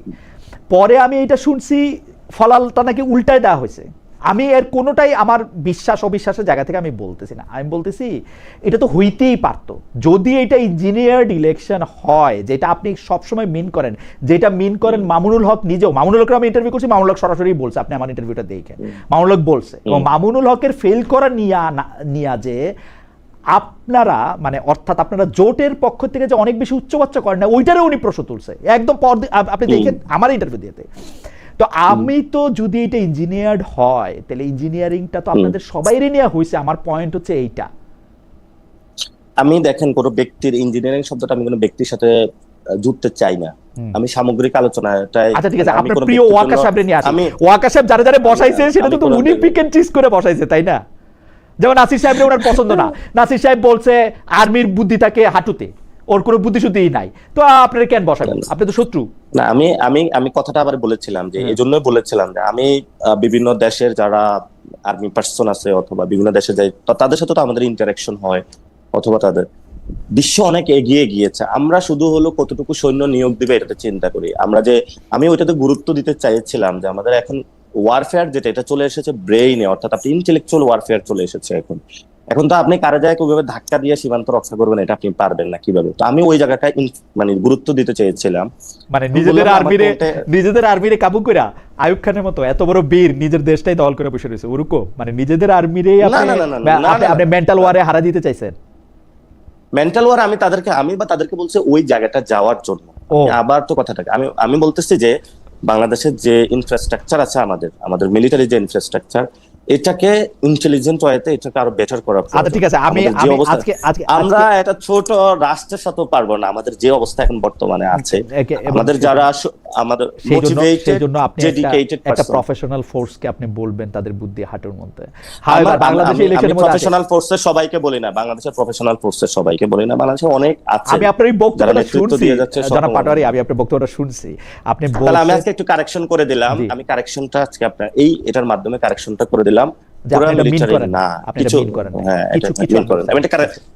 এটাও কারেকশন করে দিলাম, সাথে সাথে হলো আমারও যদি কেউ টোনে আপনারা মনে হয় যেমন সিনিয়র যারা আমাকে বললে তুমি কেমনে এটা বলে ফেলো এরকম, এটা তো আমি বললাম যে বললে কি হয়েছে, যে কোথাও যে চুরি হয়ে গেছে সবাই চিল্লাচ্ছে কে চুরিটা করছে কে দুর্নীতি করছে ওটা নাম বলেন না কেন আপনারা, তো বললে তো ভাই একটু পরে মাইর খেতে হবে। আমি বলে দিলাম না এটা বলাটা তোমার বেয়াদবি। আমিও চিন্তা করছি ঠিক আছে, আমার কাছে মনে হয় টোন পরিবর্তন, আমার কাছে মনে হয় না টোন না যারা পাটোয়ারি, আমি 28 বছর ধরে সাংবাদিকতা করি, শব্দ নিয়ে আমার কারবার, এটা টোন না। আপনি যেসব কথাগুলি বলেন, এই যে দেখেন আমি নিজের হাতে এটা লিখছি, আমাকে এআই দিয়ে আমি কিন্তু আপনার পুরো কথা আপনি নিতে পারতাম, কিন্তু আমি এটা নিজের হাতে লিখছি, আপনি এটা কি বলেন, আমি শব্দগুলি নিয়ে আবার পড়ছি আপনাকে না শুনে this is not the tone. আপনি স্পেসিফিকলি যেটা মিন করতে চান, যেটা বলতে চান সেটাই আপনি বলছেন, এটা টোনের কোনো ব্যাপার না। কিন্তু আমার কাছে মনে হয়, আমি এটা একটু আলাপ প্রসঙ্গে একটু জিজ্ঞেস করি যে এনসিপিতে আপনার এই বলা এবং বলার একটা পিকে যাওয়াটা, এইটা কতটা মানে আপনি কতটা জনপ্রিয় হইলেন, আপনি আরো কত মানে আপনাকে লোকে ফলো করে, বা তরুণ যারা এনসিপি নেতৃবৃন্দ আছে তারাও আপনাকে আসলে খুব ফলো করতেছে কিনা, আপনাদের যারা সিনিয়র নেতা, মানে আপনার থেকে সিনিয়র নেতা তো অল্প কয়েকজনই, 2, 3 জন 4 জন, তারা আপনাকে খুব প্রশংসা করে কিনা, বাহ ভালো বলছেন নাসির ভাই, বা ভালো বলছে, আমি জানি এরা বেশিরভাগই আপনাকে ভাই বলেন, যে এইটা আপনাকে বলেন কিনা, মানে ব্যাপারটা কিরকম, মানে এনসিপিতে আপনি অনেক সাবাসী পান কিনা? অনেক ভালো না, এনসিপিতে এজ এ পলিটিক্যাল পার্টি হিসাবে এবং আমি পলিটিক্যাল পার্টির অংশ হিসাবে আমরা তো এই ধরনের টোনে সাধারণত এনসিপিও এন্ডোর্স করে না, এবং আমি যখন বলি তখন আমিও একটু প্রবলেমে পড়ে যাই। ইফ ইন কেস আমি যদি এনসিপির বাইরে হইতাম তাহলে দেখা গেছে এই তাদের প্রবলেম হইতো না, অথবা আমি যদি এনসিপির মতন বলতে পারতাম তাহলে ভালো হইতো। আমিও সেটা চর্চা করার চেষ্টা করব, যাতে হলো এনসিপির যে রাজনৈতিক পরিমণ্ডলের যে প্রত্যেকটা জায়গায় আছে ওইটাতে বলার জন্য। আমি কমিউনিকেশনের একজন ছাত্র হিসেবে আমি মনে করি আপনি এনসিপির জন্য অনেক বেশি মাইলেজ দিছেন আসলে, মানে আমরা মুখে এইটা বলি বটে, আমি মুখে এইটা বলি বটে যে আজকে যেটা আজকে বিহারে যেটা হয়েছে, প্রশান্ত কিশোরের যে উনি আমার ওয়ান কাইন্ড অফ একটু ব্রু টাইপের, বেশি পড়াশোনা করি ওনাকে। প্রশান্ত কিশোর আজকে জিতছে, খুব ভালো লাগছে, সে পার্টি গঠন করছে। প্রশান্ত কিশোরের লাস্ট ইলেকশনে কমিউনিকেশন ছিল যে বিহারের শিক্ষা নাই, বিদ্যুৎ নাই, কোনো কিছু নাই, হোল একটা আসন উনি পান নাই। ফুল কমিউনিকেশন ছিল হলো সুপার কমিউনিকেশন, উনি তো communication master mind in the Indian history.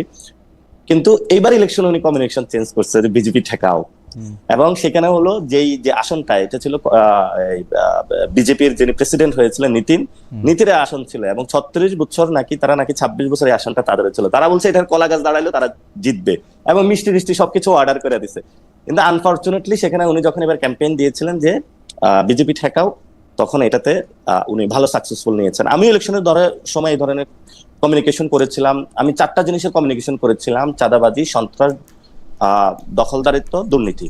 So চাঁদাবাজিটা already মানুষের ঘরে ঘরে প্রুফ করেছে যে তারা চাঁদাবাজি করে। এখন সন্ত্রাসের রাজত্ব চলতেছে, সামনে দখলদারিও আসবে। এরপরে তারেক রহমান যখন আরো একটু সরকারের একটু ম্যাচিউরড লেভেলে হবে, বড় বড় মেগা প্রজেক্টে দুর্নীতি করবে, after the final that the fall of Tarique Rahman. এই 4টা জিনিস যখন মানে পিপল নিজেদের শরীরে লাগবে। তো আমি কিন্তু এটা 6 মান্থ অথবা আপনার আরো ইলেকশনের আগে এটা কমিউনিকেশন করে দিয়েছিলাম ফুল, মানে 11 দলীয় কিন্তু আমার কাছে হ্যাঁ, আমি আমি আপনার সাথে এখন আমার কাছে মনে হয় যে আপনি যেভাবে যেগুলি বলতেছেন সেটাতে সবচেয়ে বেশি বেনিফিটেড হচ্ছে যে এনসিপি আলোচনায় থাকতেছে, এনসিপি মাইলেজ পাচ্ছে, এনসিপি গুরুত্ব পাচ্ছে, মিডিয়াতে আপনাদের উপস্থিতি খুব সরব বোঝা যাচ্ছে। সুতরাং আমি আপনাকে বলবো আপনি থাইমেন না, আপনি চালায় যান। আপনার যেইটা যখন বলতে ইচ্ছা করে এটা আপনি বলেন। এই রাষ্ট্র যদি আপনাকে নিরাপত্তা না দিতে পারে, এই রাষ্ট্র যদি আপনাকে নিরাপত্তা না দিতে পারে, তাহলে আপনার নিরাপত্তা আপনি নিশ্চিত করুন যে কীভাবে নিরাপদ থেকে আপনার এই কথা চালায় যাওয়া যায়। এবং আমরাও চেষ্টা করবো যাতে আপনার বলার জন্য, আপনার যা খুশি তাই বলার জন্য, তবে আপনি যা বলবেন আমি আশা করব যে এটা তথ্য দিয়ে আপনি এটা করবোরেট করবেন। আপনার আমার দুইটা জিনিস ডেভেলপ করতে হবে। একটা হলো তথ্য দিয়ে একটু কনস্ট্রাকটিভ, তথ্য দিয়ে কনস্ট্রাকটিভ ওয়েতে, আর একটু ডিপ্লোম্যাটিক ওয়েতে বলতে হবে। আমি একটু সহজ সরল তো যা সেটা বলে দিই। এটা ভাই আপনাকে বলি যে ওই সংস্কার কমিশনে ভিতরে অনেক সিনিয়র রাজনীতিবিদ যারা এখন বড় বড় মন্ত্রী, বাইরে যে মানে কনফারেন্স যখন করলো, প্রেস ব্রিফিং, তখন একভাবে বললো, তো ভিতরে একভাবে বললো। পরে আমি ভাইকে বললাম, ভাই আপনি এটা করলেন কেন? দ্রুত রাজনীতিটা শেখার চেষ্টা করো, ভিতরে যা বাইরে তা বলবা না, বাইরে যা ভিতরে তা বলবা না। তো আমি ওই সময় এটা ফলো করি না। আমি অবশ্য জাস্ট বয়সে আপনার কিছুদিন বড়, এবং আমরা একই বিশ্ববিদ্যালয়ে পড়াশোনা করছি, সেই অধিকারের দাবিতে আমি আপনার বলতে পারি যে আপনার যদি আপনার মানে মানে নিজস্বতাটাই হচ্ছে আপনার রাজনীতি, তো আমার শুধু অনুরোধ থাকবে হচ্ছে যে আরেকজনের সম্পর্কে কোনো কিছু বলার আগে একটু শুধু নিশ্চিত হয়ে নেওয়া যে এটাতে আমি স্ট্যান্ড করতে পারবো কিনা। বাকি সব কিছু আপনি যা ইচ্ছা তাই বলতে পারেন। আপনার দর্শকরা বা আপনার সমর্থকরা আমাকে যেভাবে বকাবকি বা গালাগালি করে, বা আপনি নিজেও আমাকে যদি কোনো খারাপ কথা কখনো কোনোভাবে বলতে চান বা করেন, সেইটা আমি হবো হচ্ছে আপনার সবচেয়ে বড় সমর্থক। আমাকেও আর কি, মানে মানুষ তো নিজের সবচেয়ে বেশি পছন্দ করে, আমাকে আর বাকিদের কথা তো আমি বলবো না, আমাকে যে কোনো ধরনের কারেকশন দিলে না ভাই, বাকিদের কথা তো আমি বললাম না। আমি শুধু আপনাকে একটা কথাই শুধু বলতে চাই যে সত্য সত্য সত্য, সত্যের কোনো মানে মানে মানে এইটার কোনো, এবং আপনার পরীক্ষা করা সত্য, মানে সত্য যে আপনার জন্য এটা বিশ্বাস করা কমফোর্টেবল সেজন্য এটা সত্য, এরকম নাও হইতে পারে। আপনার বিশ্বাসের বাইরেও আসলে সত্য থাকে। হাওয়েভার আপনার সাথে কথা বলা সবসময় আনন্দদায়ক। জনাব নাসিরউদ্দিন পাটোয়ারী, একা একা কথা বলার কারণে হয়তো আপনাকেই অনেকগুলি প্রশ্ন করতে হইলো। আমরা যদি পারতাম যে আপনার সঙ্গে যদি, অনেকে বলতেছিলেন যে আপনারা যারা প্রতিপক্ষ আছেন তাদের কাউকে রাখতে পারলে নিশ্চয়ই আরো ভালো হইতো, কিন্তু আমি সেটা চাই নাই। আমার কাছে মনে হয় নাই যে, বা আপনার কাছেও এটা খুব বেশি কমফোর্টেবল হইতো না হয়তো, মানে আমরা একটা ওতর চাপানের মধ্যে এটা মানে হয়তো আপনাদের গেস্ট লিস্টে যে তালিকা পেয়েছিলাম ওইখানে দেখা গেছে যারা বিএনপি নীতি নির্ধারণী বা কিছু জানে না, তো ওনার সাথে বসে আমি কি বলবো, তো সেই জায়গাটা আমি বলেছিলাম এখন যারা কিছু জানা লোকও তো আবার পাওয়া খুব মুশকিল, সবাই তো আসে না, সবাই ফেস করতে চায় না। হ্যাঁ হ্যাঁ, আমি দেখা গেছে এটা খুব ইন্টারেস্টিং ব্যাপার যে তারা আসলে এখন ধরবো যে একটু আমি একদিকে গেলে দেখা গেছে তারা অন্যদিকে চলে যায়। আমাকে আজকে আপনি আসবেন দেখে আজকে আমাদের অনেক দর্শক এটা বলছে যে খালেদ ভাই প্লিজ ইয়াকে নিয়ে আসেন, স্বরাষ্ট্রমন্ত্রীকে নিয়ে আসেন। ভাই স্বরাষ্ট্রমন্ত্রী মহোদয় কি বলবো, আরো 30টা বিশেষণ দিছি, ধরে রাখেন সালাউদ্দিন ভাই, হ্যাঁ আরো 30টা। এই নিউ ইয়র্কে আসছে আমার ফোন, উনি তো নাই, উনার যে কি বলে, আচ্ছা যাই হোক, উনার কিছু একটা উনিও ধরে নাই। এখন আমি আমার কথা বলে রাখি, আমার ফোন কেউ না ধরলে আমার কিন্তু মানে এটা আমি পার্সোনালি নেই ভাই, ফোন ধরে বল যে এই জন্য আসবি না, আসবো আমি ব্যস্ত বা আমি পারবো না, ফোন ধরে নাই, ইগনোর। এবং সেই ইগনোর করা কিন্তু বিএনপির অনেকের কাছ থেকে, আমাদের দর্শকদের মধ্যে আমি অনেকেই বুঝি যে হ্যাঁ ওনারা চাইতেছেন, বাট মানে যাই হোক, জনাব নাসিরউদ্দিন পাটোয়ারি, আপনাকে অনেক ধন্যবাদ। আমাদের দর্শকরাও ঠিক আছে। আপনার সাথে অনেকে সালাউদ্দিনের ছেলে কিন্তু বড় বড় মেগা প্রজেক্টের দুর্নীতি শেয়ার নিচ্ছে। আমার কাছে আমরা আশা করি যে ইনভেস্টিগেশন করবে। আরেকটা হ্যাঁ অবশ্যই আরেকটা ছোট কথা আমি একটু মানে আরেকটু ছোট কথা ছোট মুখেই বলি আর কি। একটা নাম ধরে ডাকলে মানে কারো ফার্স্ট নেম ধরে ডাকলে এটা একটু অসম্মানের মতো লাগে। আপনি পুরোপুরি সালাউদ্দিন আহমেদ বলেন, ইট সাউন্ডস গুড আর কি, যে এটা একটা সাজেশন। জনাব সালাউদ্দিন, জি। জনাব নাও বললেন আপনি, যেমন আপনারকে কিন্তু আমি জনাব পাটোয়ারি বা জনাব নাসিরউদ্দিন পাটোয়ারি ছাড়া কোনো কিছু বলা আমার কানে লাগে আর কি। জাস্ট হ্যাঁ, বলার জন্য এটা বলা। আমাকে একজনে জাস্ট বলার কারেকশন জন্য দিয়েছিল। জাস্ট বলার জি, জন্য এটা কারেকশন দিয়েছিল, এটা ভালো জিনিস। হ্যাঁ, আমি Just এটা বলার এখন জন্য থেকে এটা বলবো, সালাউদ্দিন সাহেব এভাবে বলবো ইনশাআল্লাহ। জনাব নাসিরউদ্দিন পাটোয়ারি, আপনাকে অনেক ধন্যবাদ। আমরা আজকের অনুষ্ঠান অনেক ভালো লাগলো ভাই, দোয়া জি, করবেন জি, ইনশাআল্লাহ। জি, ইনশাআল্লাহ। জি। ওকে, আসসালামু